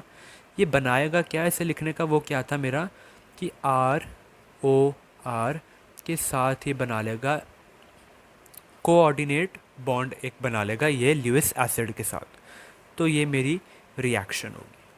ठीक है, ऐसे ऐसे ही मेरा ईथर रिएक्ट करता है इसके साथ।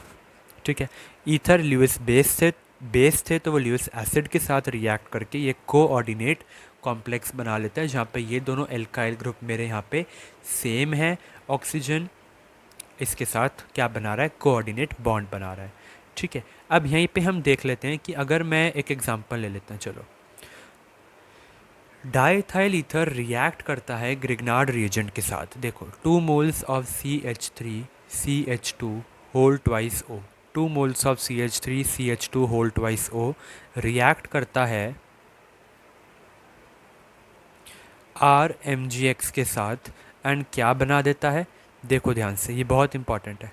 RMgx, इस पे एक होता है CH3 CH2 whole twice O and एक कोऑर्डिनेट बनाता है O CH2 CH3 whole twice.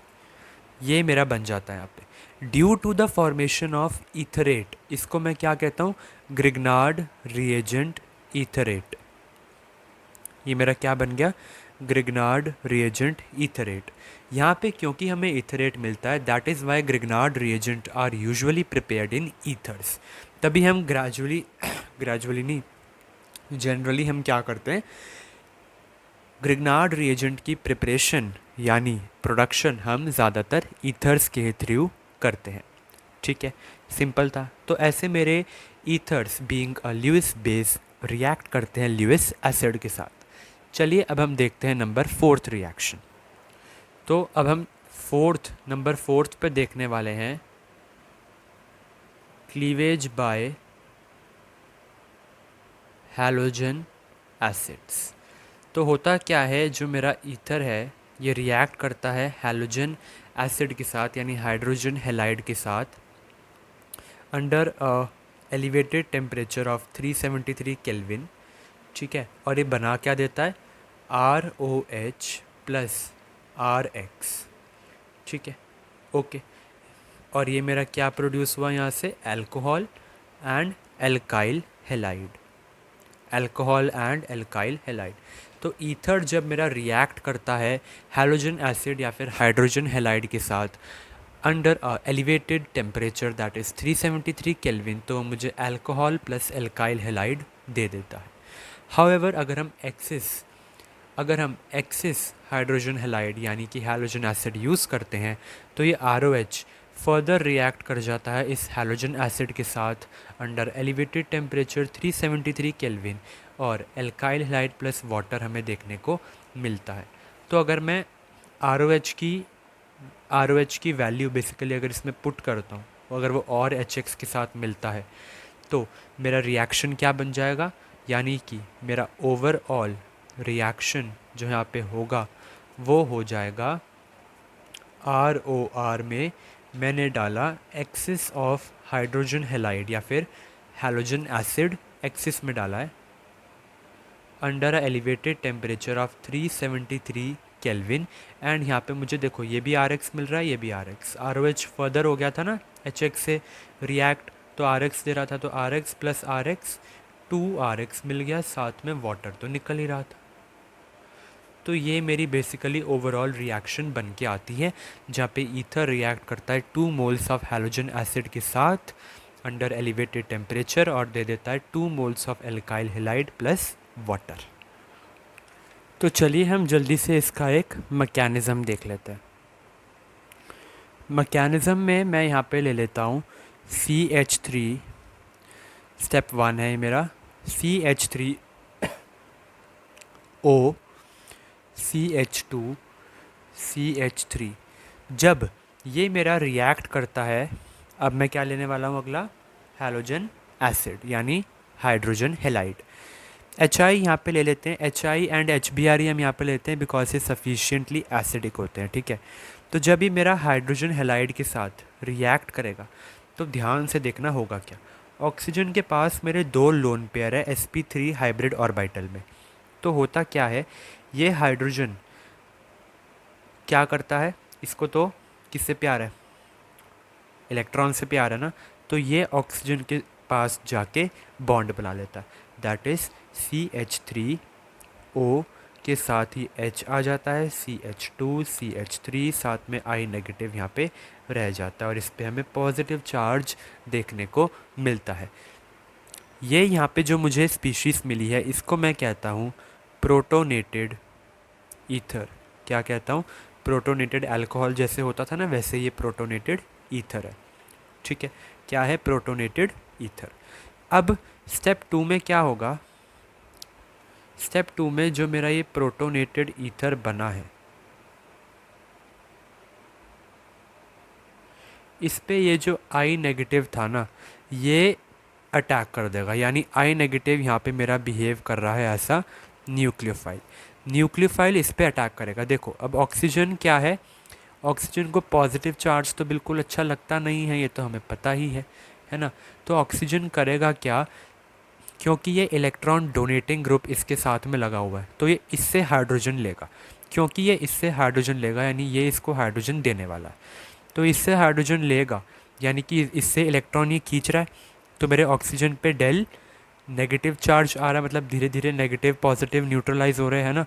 और इस पे धीरे धीरे क्या आ रहा है, डेल पॉजिटिव चार्ज आ रहा है। क्योंकि इस पे डेल पॉजिटिव चार्ज धीरे धीरे आ रहा है तो ये आई नेगेटिव को तो पॉजिटिव चार्ज से ही प्यार होगा ना। यहाँ पे मुझे देखने को मिलता है SN2 मैकेनिज़्म, और मेरी यहाँ पे बन जाती है एक ट्रांजिशन स्टेट, यानी आई के साथ ये CH3 बॉन्ड बनाने ही वाला होता है, साथ में ये वाला एक बॉन्ड इसका टूट रहा होता है। देख रहे हो, एक बॉन्ड इसका टूट रहा होता है, बाकी सब तो सेम रहता है। तो यहाँ पे ये जो मेरा बना है इसको मैं कहता हूँ ट्रांजिशन स्टेट। एंड होता क्या है, ट्रांजिशन स्टेट की वजह से होता क्या है, मुझे यहाँ पे CH3I अलग देखने को मिलता है एंड CH2CH3OH अलग आ जाता है, दैट इज़ इथेनॉल। तो इथेनॉल भी मेरा यहाँ पे आप देख रहे हैं प्रोड्यूस अच्छी क्वांटिटीज़ में हो जाता है एंड मुझे मिथाइल आयोडाइड की प्रोडक्शन भी दिखती है। ठीक है, फाइन। अब फिर से वही एक केस देख लेते हैं। अगर मैंने अपना HI एक्सिस में डाला है, when HI is in axis, अगर मेरा HI एक्सिस में है तो होता क्या है कि ये जो मेरा अल्कोहल बना है इससे दोबारा रिएक्ट कर जाता है HI, दैट इज़ CH3, इधर कुछ गड़बड़ आ गया, CH3 एंड CH2, CH3CH2OH जब रिएक्ट करता है HI के साथ, ठीक है, तो होता क्या है, ये बॉन्ड यहाँ पे टूटता है एंड ये H प्लस, क्योंकि यहाँ पे क्या आता है डेल नेगेटिव चार्ज, इधर क्या आता है डेल पॉजिटिव चार्ज, और इसके पास लोन पेयर है तो इसको इलेक्ट्रॉन से प्यार होगा। तो अगले स्टेप में मुझे क्या मिलता है, CH3CH2 एंड ऑक्सीजन के साथ एक हाइड्रोजन आके जुड़ जाता है और इस पे पॉजिटिव चार्ज आ जाता है। और ये जो स्पीशीज़ यहाँ पे बनती है इसको मैं क्या कहता हूँ, प्रोटोनेटेड अल्कोहल कह देता हूँ। क्या कह देता हूँ, प्रोटोनेटेड अल्कोहल कह देता हूँ। साथ में क्या निकल जाता है यहाँ पे, आई नेगेटिव निकल जाता है। हो गया, प्रोटोनेटेड अल्कोहल मिल गया मुझे। यहाँ पे देखो ऑक्सीजन के ऊपर पॉजिटिव चार्ज आ गया एंड अल्कोहल की प्रोटोनेशन हो रही है, इसलिए प्रोटोनेटेड अल्कोहल यहाँ पे मुझे देखने को मिलता है। अब थर्ड स्टेप में आप खुद बताइए क्या होगा, थर्ड कह रहा हूँ, अगले स्टेप में क्या होगा कि ये जो CH3CH2OH पॉजिटिव चार्ज पे ये आई नेगेटिव ऐसा न्यूक्लियोफाइल अटैक कर देगा। ये किसकी तरह अटैक कर देगा, इस पे न्यूक्लियोफाइल की तरह अटैक कर देगा, जिससे होगा क्या, जिससे यहाँ पे मुझे क्या देखने को मिलेगा, ये बेसिकली इस पे अटैक करेगा, बिकॉज ये तो इलेक्ट्रोनेगेटिव है, इलेक्ट्रॉन खींचता है तो del negative charge negative positive neutralize होते हैं और इस टेबल बन रहा होता है धीरे धीरे, और यहाँ पे डेल पॉजिटिव चार्ज आ रहा होता है, पॉजिटिव और नेगेटिव की इंटरेक्शन होती है। तो मुझे यहाँ पे क्या मिलता है, CH3CH2I which is my ethyl iodide. क्या देखने को मिला, इथाइल आयोडाइड। एंड साथ में रिलीज़ क्या हो जाता है, देखो ध्यान से, वाटर रिलीज़ हो जाता है, बिकॉज ये एल्काइल ग्रुप से इलेक्ट्रॉन अपनी तरफ खींच लेता है ऑक्सीजन एंड वाटर रिलीज़ हो जाता है। तो ये बेसिकली पूरी मैकेनिज़्म था। ठीक है, अगर मैं बात करूँ ऑर्डर ऑफ रिएक्टिविटी की, विद हैलोजन एसिड्स, तो वो HI के साथ सबसे ज़्यादा रिएक्ट करते हैं, देन HBr के साथ एंड देन HCl के साथ, इसलिए मैंने यहाँ पे HI को ही प्रेफर किया है। ठीक है, फाइन है, आसान है ना। अब अगला केमिकल प्रॉपर्टी देखते हैं। तो यहाँ पे अब हम देख लेते हैं cleavage of unsymmetrical ethers, that is अगर मेरे पास कोई भी अनसिमेट्रिकल ईथर है, यहाँ पे क्या है, ये इथाइल मिथाइल ईथर, ये अगर मेरे हैलोजन एसिड या फिर हाइड्रोजन आयोडाइड के साथ रिएक्ट करेगा under elevated temperature that is 373 kelvin, तो यहाँ पे बोला ये जा रहा है कि ये रिएक्शन फॉलो तो SN2 मैकेनिज़्म करेगा, अभी हमने पीछे भी देखा था। और होगा क्या यहाँ पे कि जो जो मेरा आयोडो ग्रुप है, यहाँ पे आयोडो ग्रुप मेरा न्यूक्लियोफाइल की तरह बिहेव करता है एंड उसको उस एल्काइल ग्रुप पे जाके अटैक करेगा जिस पे लेस स्टेरिक हिंड्रेंस है। बिकॉज आपको पता ही है कि SN2 mechanism less steric hindered alkyl group पे ज़्यादा प्रेफरेबल होता है than the more hindered molecule. तो यहाँ पे इथाइल ग्रुप लेस हिंडर्ड है या फिर मिथाइल लेस हिंडर्ड है, इसलिए मुझे यहाँ पे मिल जाता है मिथाइल आयोडाइड। क्या मिलता है? Methyl iodide. एंड साथ ही इस मॉलिक्यूल के साथ मेरा क्या रिलीज़ होता है, यानी CH3CH2 के साथ मेरा लग जाता है OH। अभी हमने पीछे इसका मैकेनिज़्म देखा ही था। और ये मेरा क्या है? Ethyl alcohol. ठीक है। सेम अगर मैं एक और एग्जांपल लेता हूँ, CH3O CH3 और रिएक्ट करवाता हूँ इसे HI के साथ, तो मुझे बताओ ये लेस हिंडर्ड है या ये लेस हिंडर्ड है? ऑब्वियसली देखने से पता लग रहा है ये लेस हिंडर्ड है। तो ये जब रिएक्ट करता है 373 केल्विन टेम्परेचर पर, तो ये भी CH3I बना देता है प्लस CH3 के साथ यहाँ पे ये OH मुझे देखने को मिलता है। ये थोड़ा सी यहाँ पे अजीब सा बना दिया, ठीक है, आप समझ ही गए है ना। क्या मिला मुझे यहाँ पे?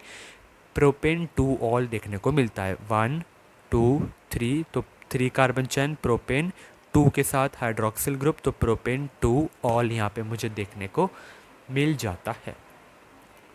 ठीक है, सिंपल था। एक और देख लेते हैं। थर्ड अगर मैं आपको एग्जांपल बताऊं तो यहाँ पे इस बार CH3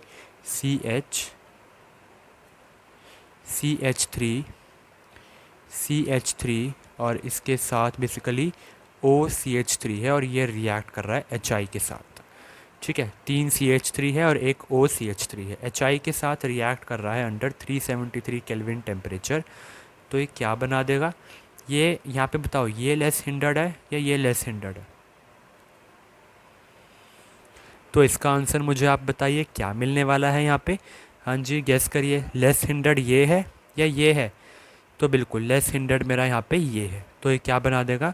CH3I एंड साथ में CH3 CH3 CH3 और यहाँ पे क्या अटैच हो जाएगा? OH। अगर आप ये सोच रहे हैं तो आप बिल्कुल गलत है। हाँ जी, एग्जैक्टली। यहाँ पे ऐसा नहीं होगा। क्यों नहीं होगा, चलिए अब वो डिस्कस करते हैं। ठीक है, तो मॉलिक्यूल मेरा क्या था? CH3 के साथ OCH3 था। HI के साथ रिएक्ट कर रहा है अंडर एलिवेटेड टेम्परेचर 373 केल्विन। तो होता क्या है यहाँ पे? लेस हिंडर्ड तो यही है, ये मोर हिंडर्ड है। तो रूल के हिसाब से होना क्या चाहिए कि आई को यानी आयोडो ग्रुप को, न्यूक्लियोफाइल को लेस हिंडर्ड वाले पे अटैक करना चाहिए। बट अगर मैं क्या बोलूँ, अगर मैं बोलूँ कि यहाँ पे SN2 मैकेनिज़्म हो ही नहीं रहा है, यहाँ पे मेरा हो रहा है SN1 मैकेनिज़्म। क्यों? बिकॉज स्टेबिलिटी ऑफ कार्बोकेटाइन भी तो एक फैक्टर है ना। अब मुझे बताओ, अगर यहाँ पे क्लीवेज होगा इस ऑक्सीजन के बॉन्ड के साथ और इस ऑक्सीजन के बॉन्ड के साथ, तो यहाँ पे बनेगा प्राइमरी कार्बोकेटाइन यानी 1 डिग्री कार्बोकेटाइन। और मुझे आप बताओ क्या 1 डिग्री कार्बोकेटाइन ज़्यादा स्टेबल होता है या फिर जो यहाँ पर बनेगा 3 डिग्री कार्बोकेटाइन वो स्टेबल होता है? हमें कार्बोकेटाइन की स्टेबिलिटी का ऑर्डर पता है कि 3 degree greater than 2 degree greater than 1 degree होता है। कार्बोकेटाइन स्टेबिलिटी ऑर्डर हमें पता है ना। इसीलिए हम देखते हैं कि यहाँ पे due to the stability of 3 degree carbocation यहाँ पे ज़्यादा होती है, तो हम यहाँ पे SN1 मैकेनिज़्म होता हुआ देख रहे होते हैं। यानी CH3 के साथ आयोडो ग्रुप मुझे देखने को मिलेगा और इसका नाम आप करेंगे तो क्या मिलेगा? 2 iodo 2 methyl propane 2 iodo 2 methyl propane. साथ में दूसरे एल्काइल ग्रुप के साथ मुझे मीथेनॉल निकलता हुआ दिखेगा। ठीक है, बिकॉज यहाँ पे क्या हुआ है? SN1 मैकेनिज़्म फॉलो हुआ है। ठीक है, अब हम अगला डिस्कस करते हैं which is number 6। And number 6 में हम डिस्कस कर रहे हैं cleavage of alkyl aryl ether. क्या डिस्कस कर रहे हैं? Cleavage of alkyl aryl ether. जब एल्काइल अराइल ईथर होता क्या है, पहले तो मैं वो बना लेता हूँ, देख लीजिए आप।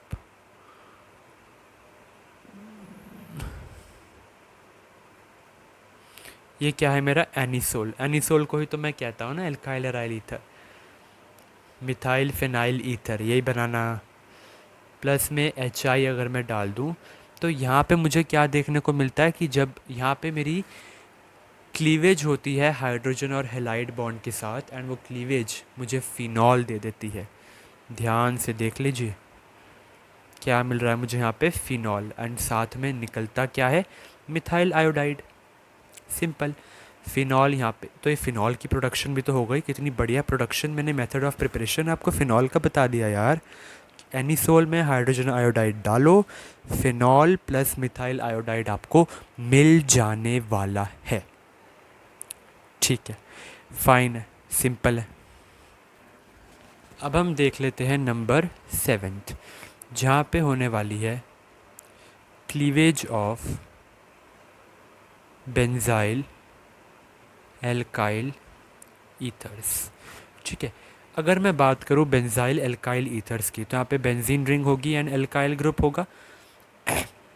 कंटेन करेगा एक प्राइमरी एल्काइल ग्रुप को such as benzyl methyl ether, and हम वही स्टडी करने वाले हैं। तो यह है क्या? Benzyl ethyl ether, benzyl methyl ether. क्या बना? Benzyl methyl ether. रिएक्शन जो है अगर मैं HI के साथ करवा दूँ, देख रहे हो हैलोजन एसिड के साथ ही हो रही है, तो मुझे यहाँ पे देखने को मिलती है रिवर्सिबल रिएक्शन, यानी इक्विलिब्रियम में ये होता है। माइनस का I नेगेटिव यहाँ से निकलता है और प्लस भी होता है वापसी में, है ना। देखो अब अगला स्टेप मुझे क्या मिलेगा? इसके साथ CH2O के साथ CH3H पॉजिटिव, क्या बन गया ये? ऑक्सोनियम आयन, यही तो बनता है। अब अगले में क्या होगा? Which is my slow CO bond की क्लीवेज हो जाएगी। CO बॉन्ड की क्लीवेज क्यों हुई? बिकॉज यहाँ पे क्या है? इधर यहाँ पे क्या है? C मेरा, ये कार्बन मेरा इलेक्ट्रॉन डोनेटिंग ग्रुप है, तो इलेक्ट्रॉन इसको डोनेट करता है और बना क्या देगा ये अलग से जाके? CH3OH प्लस मुझे यहाँ देखने को मिलेगा कार्बन के ऊपर पॉजिटिव चार्ज, जिसको मैं कहता हूँ ये मेरा है बेंजाइल कार्बोकेटायन। ठीक है, ओके, फाइन। तो ये क्या था मेरा? Benzyl methyl ether. Benzyl methyl ether जब मेरा रिएक्ट करेगा हाइड्रोजन आयोडाइड के साथ, तो ये रिएक्शन मेरा इक्विलिब्रियम में होगा एंड यहाँ पे ऑक्सोनियम आयन प्रोड्यूस होगा। स्लो रिएक्शन है, CO बॉन्ड का क्लीवेज होके मुझे बेंजाइल कार्बोकेटाइन दे देने वाला है। अब अगला स्टेप आप मुझे खुद ही बता दो क्या होगा। ये जो मेरा कार्बोकेटाइन प्रोड्यूस हुआ है बेंजाइल कार्बोकेटाइन, इस पे मेरा I नेगेटिव अटैक कर देगा, बिकॉज ये किसकी तरह बिहेव कर रहा था? न्यूक्लियोफाइल की तरह बिहेव कर रहा था। तो अगले ही स्टेप में क्या हो जाएगा? मुझे CH3I देखने को मिलेगा।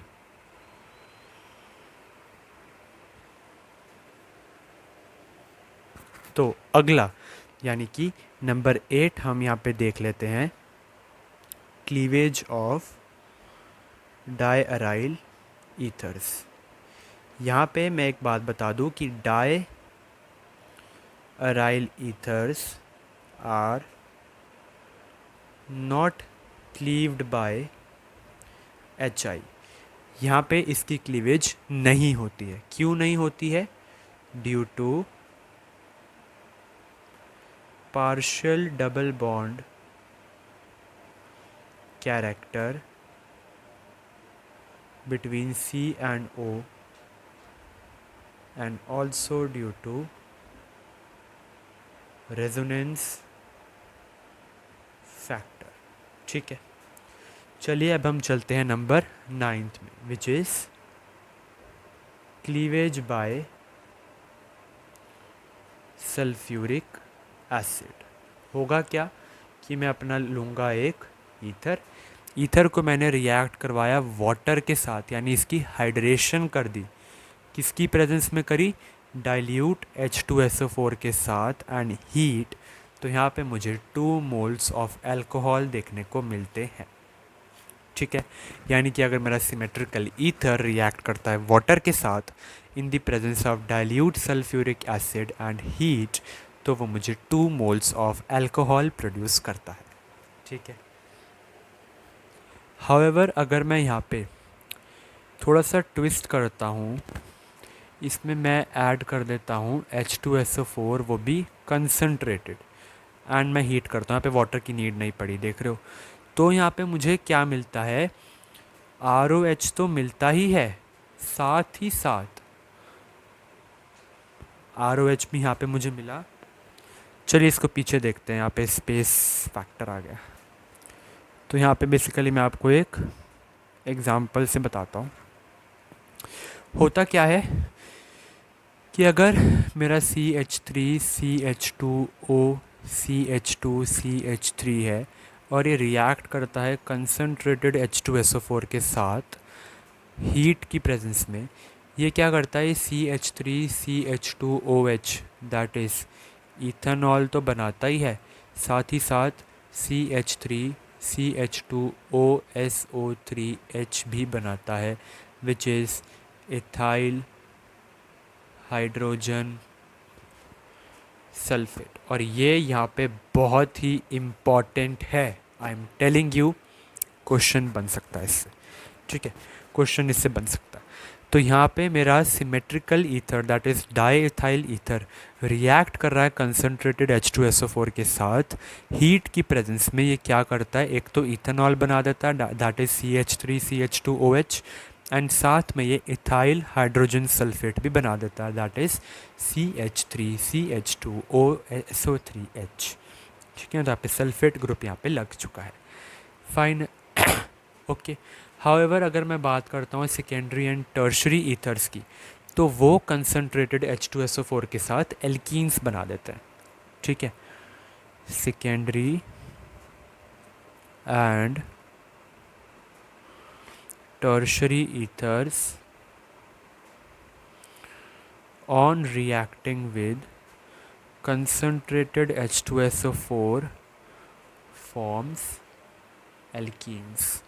एक एग्जांपल अगर मैं दे दूँ तो COCH3 CH3 CH3 and CH3, इसमें अगर हम मिला दें कंसनट्रेटेड H2SO4 एंड इसे हीट कर दें, तो यहाँ पे मुझे क्या मिलेगा? CH3 CH3 double bond CH2 that is isobutylene. क्या मिल गया? आइसोब्यूटिलीन। प्लस यहाँ पे मुझे मीथेनॉल भी मिलता है। क्या मिलता है? मीथेनॉल भी मिल जाता है।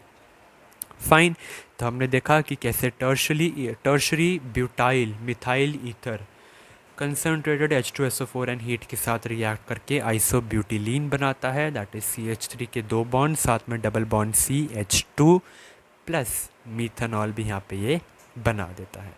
तो चलिए अब हम करते हैं, ये हमारा आई गेस 7th 9th था ये। ठीक है, तो अगला हम करते हैं 10th में हमारा आ रहा है क्लीवेज विद फोस्फोरस पेंटाक्लोराइड। यानी अगर मैं CH3 CH2O CH2 CH3 को रिएक्ट करवाता हूँ PCl5 के साथ एंड इसे मैं हीट करवा देता हूँ, तो यहाँ पे मुझे मिलता है 2CH3 CH2Cl प्लस POCl3। ठीक है, आसान था। तो CH3 CH2O यानी कि di alkyl ether, di ethyl ether या फिर इथॉक्सी इथेन जब मेरा रिएक्ट करता है फोस्फोरस पेंटाक्लोराइड के साथ अंडर हीट, तो ये 2 मोल्स ऑफ इथाइल क्लोराइड मुझे यहाँ पे देखने को मिल जाता है, प्लस POCl3 देखने को मिलता है। इसका नाम क्या है? फोस्फोरिल क्लोराइड। क्या नाम है इसका? फोस्फोरिल क्लोराइड। ठीक है, नंबर 11th की बात करते हैं, विच इज़ थोड़ा सा ही और है, दो चार और है। आई नो आप थक गए होगे, है ना? थोड़ा सा और है।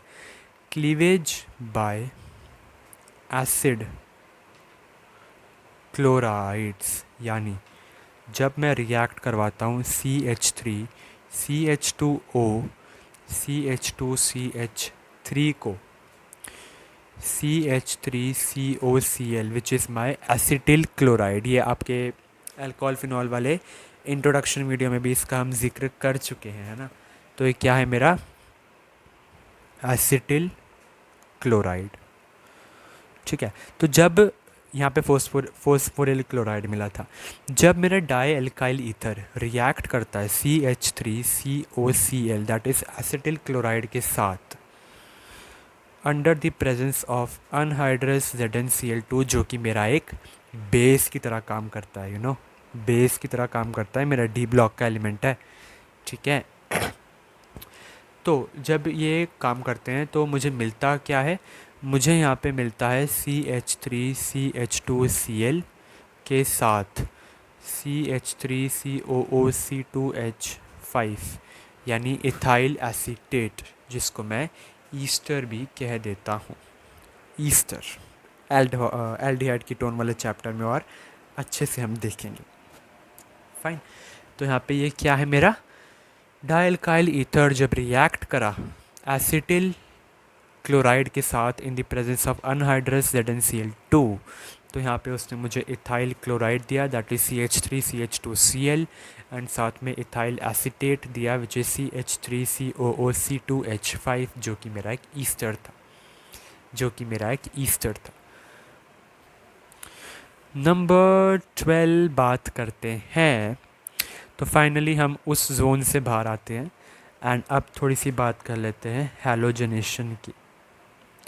यानी कि अगर मैं अपने CH3CH2OCH2CH3 में क्लोरीन डालता हूँ इन डार्क, तो HCl निकलता है एंड मुझे CH3CHOCH2CH3Cl मिलता है which is 1 chloro die ethyl ether.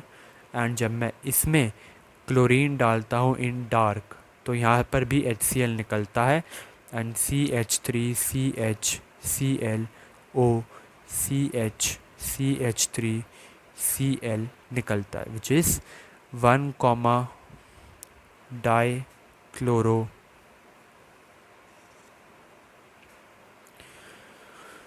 Di ethyl ether, di ethyl ether.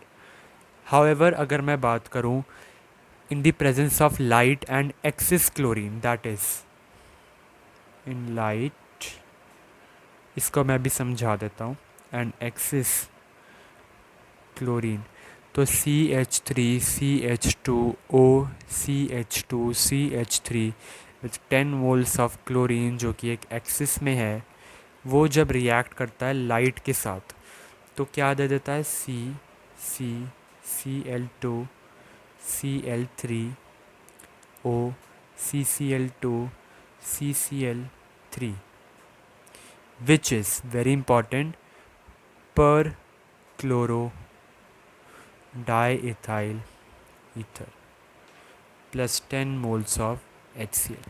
तो ईथर्स रिएक्ट करते हैं क्लोरीन या ब्रोमीन के साथ, ठीक है, इन द डार्क में, to give substituted products.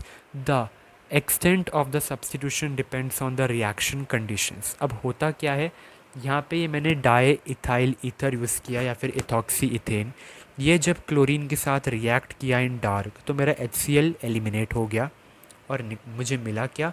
1 chloro die ethyl ether. HCl निकल के इस कार्बन के साथ यहाँ पे क्लोरीन आके अटैच हो गया।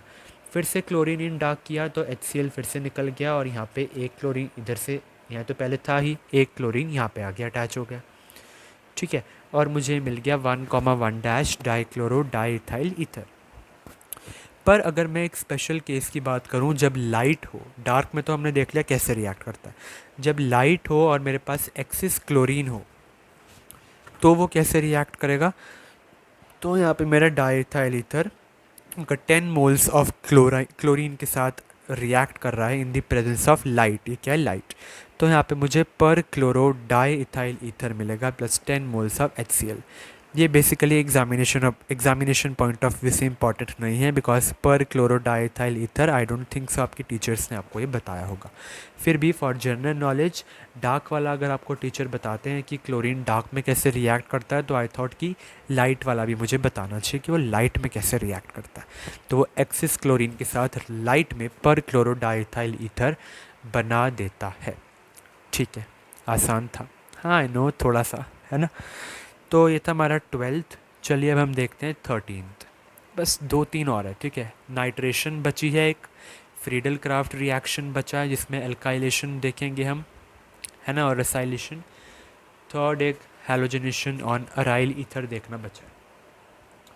तो यहाँ पे बेसिकली हम करते क्या हैं, हम लेंगे अपना एराइल ईथर। ये क्या है, एनिसोल। अब तक तो ये पता लगे गया होगा इसका नाम क्या है, एनिसोल। यहाँ पे मैं अगर इसकी हैलोजनेशन कर दूँ, तो बेसिकली हमने हैलोजनेशन देखा एलिफैटिक ईथर की, अब हम एरोमेटिक ईथर की हैलोजनेशन देख रहे हैं 13th में। तो यहाँ पे मैंने डाला ब्रोमीन इन CH3COOH, CH3COOH। तो मिल क्या गया मुझे यहाँ पे, OCH3 तो यहीं पे था, ब्रोमीन ग्रुप यहाँ पे आ गया, साथ ही साथ OCH3 यहीं पे था, ब्रोमो ग्रुप यहाँ पे आ गया। तो मुझे मिल क्या गया, ऑर्थो ब्रोमो एनिसोल, जो कि एक माइनर प्रोडक्ट था, 10% मिला, एंड पैरा ब्रोमो एनिसोल, जो कि एक मेजर प्रोडक्ट था, एंड वो मुझे 90% यहाँ पे देखने को मिला। ठीक है, तो एनिसोल जब रिएक्ट करता है मेरे ब्रोमीन के साथ इन, ये क्या है, एसिटिक एसिड है ना, CH3COOH, तो वो मुझे ऑर्थोब्रोमो एनिसोल दे देता है, साथ ही साथ पैरा ब्रोमो एनिसोल भी दे देता है। पैरा पोजीशन मेजॉरिटी में होती है बिकॉज सिमेट्री की वजह से, यहाँ पे सिमेट्रिकल मॉलिक्यूल हमें यहाँ पे मिला है, इसलिए ये मेजॉरिटी में होती है, यानी कि 90% हमें मिलता है। ठीक है, para isomer is obtained in 90% yield. चलिए अब फ्रीडल क्राफ्ट एंड नाइट्रेशन की तरफ बढ़ते हैं। तो यहाँ पे हम देखते हैं number 14th, which is Friedel का क्राफ्ट रिएक्शन। फिर से हम एक एग्जांपल ले लेते हैं एनिसोल का। एनिसोल मेरा रिएक्ट करता है CH3Cl, that is methyl chloride के साथ in the presence of anhydrous aluminium chloride in CS2, anhydrous aluminium chloride in CS2। And बड़ा ऑब्वियस सा है वैसे होगा कि आपको पता ही है, एक ऑर्थो में मिल जाएगा, यह है 2 methoxy toluene, that is minor, and एक मिल जाएगा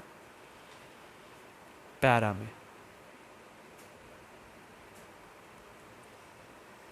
हाँ, तो OCH3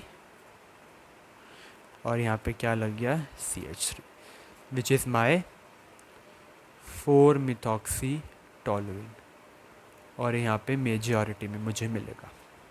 तो एनिसोल जब रिएक्ट करता है मिथाइल क्लोराइड के साथ in the presence of anhydrous aluminium chloride in CS2, तो वो मुझे 2 मिथॉक्सी टॉलुइन देता है प्लस 4 मिथॉक्सी टॉलुइन भी देता है, यानी कि minor product and major product.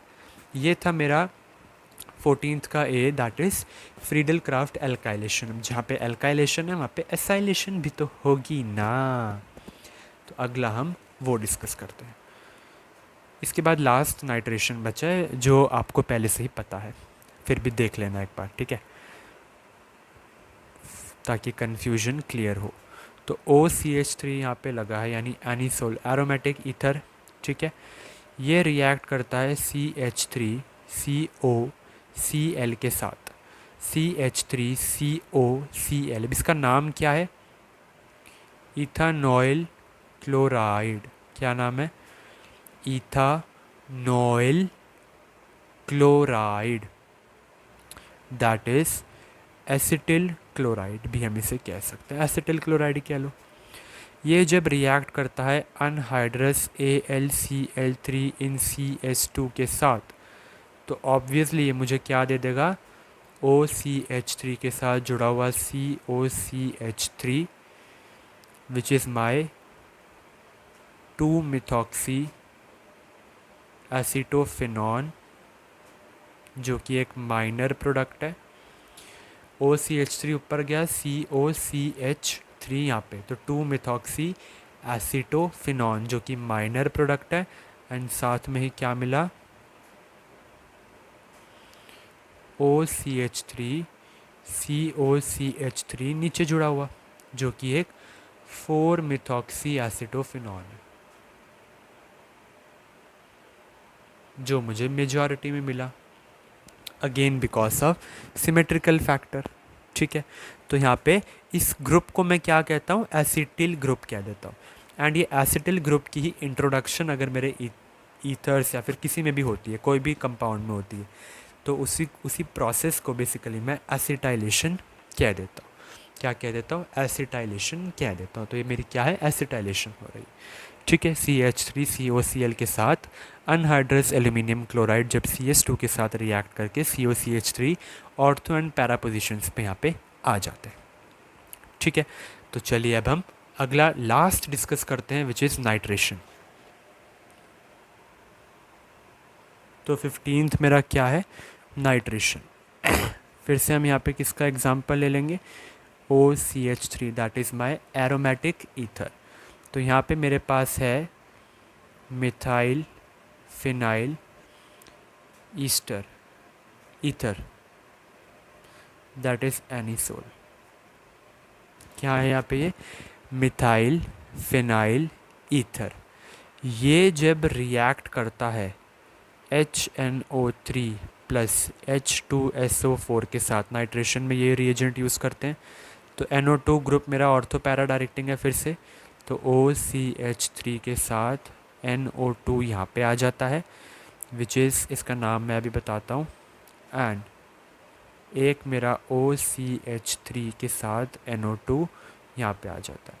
ये क्या बना है? ऑर्थो नाइट्रो एनिसोल, जो कि माइनर होता है।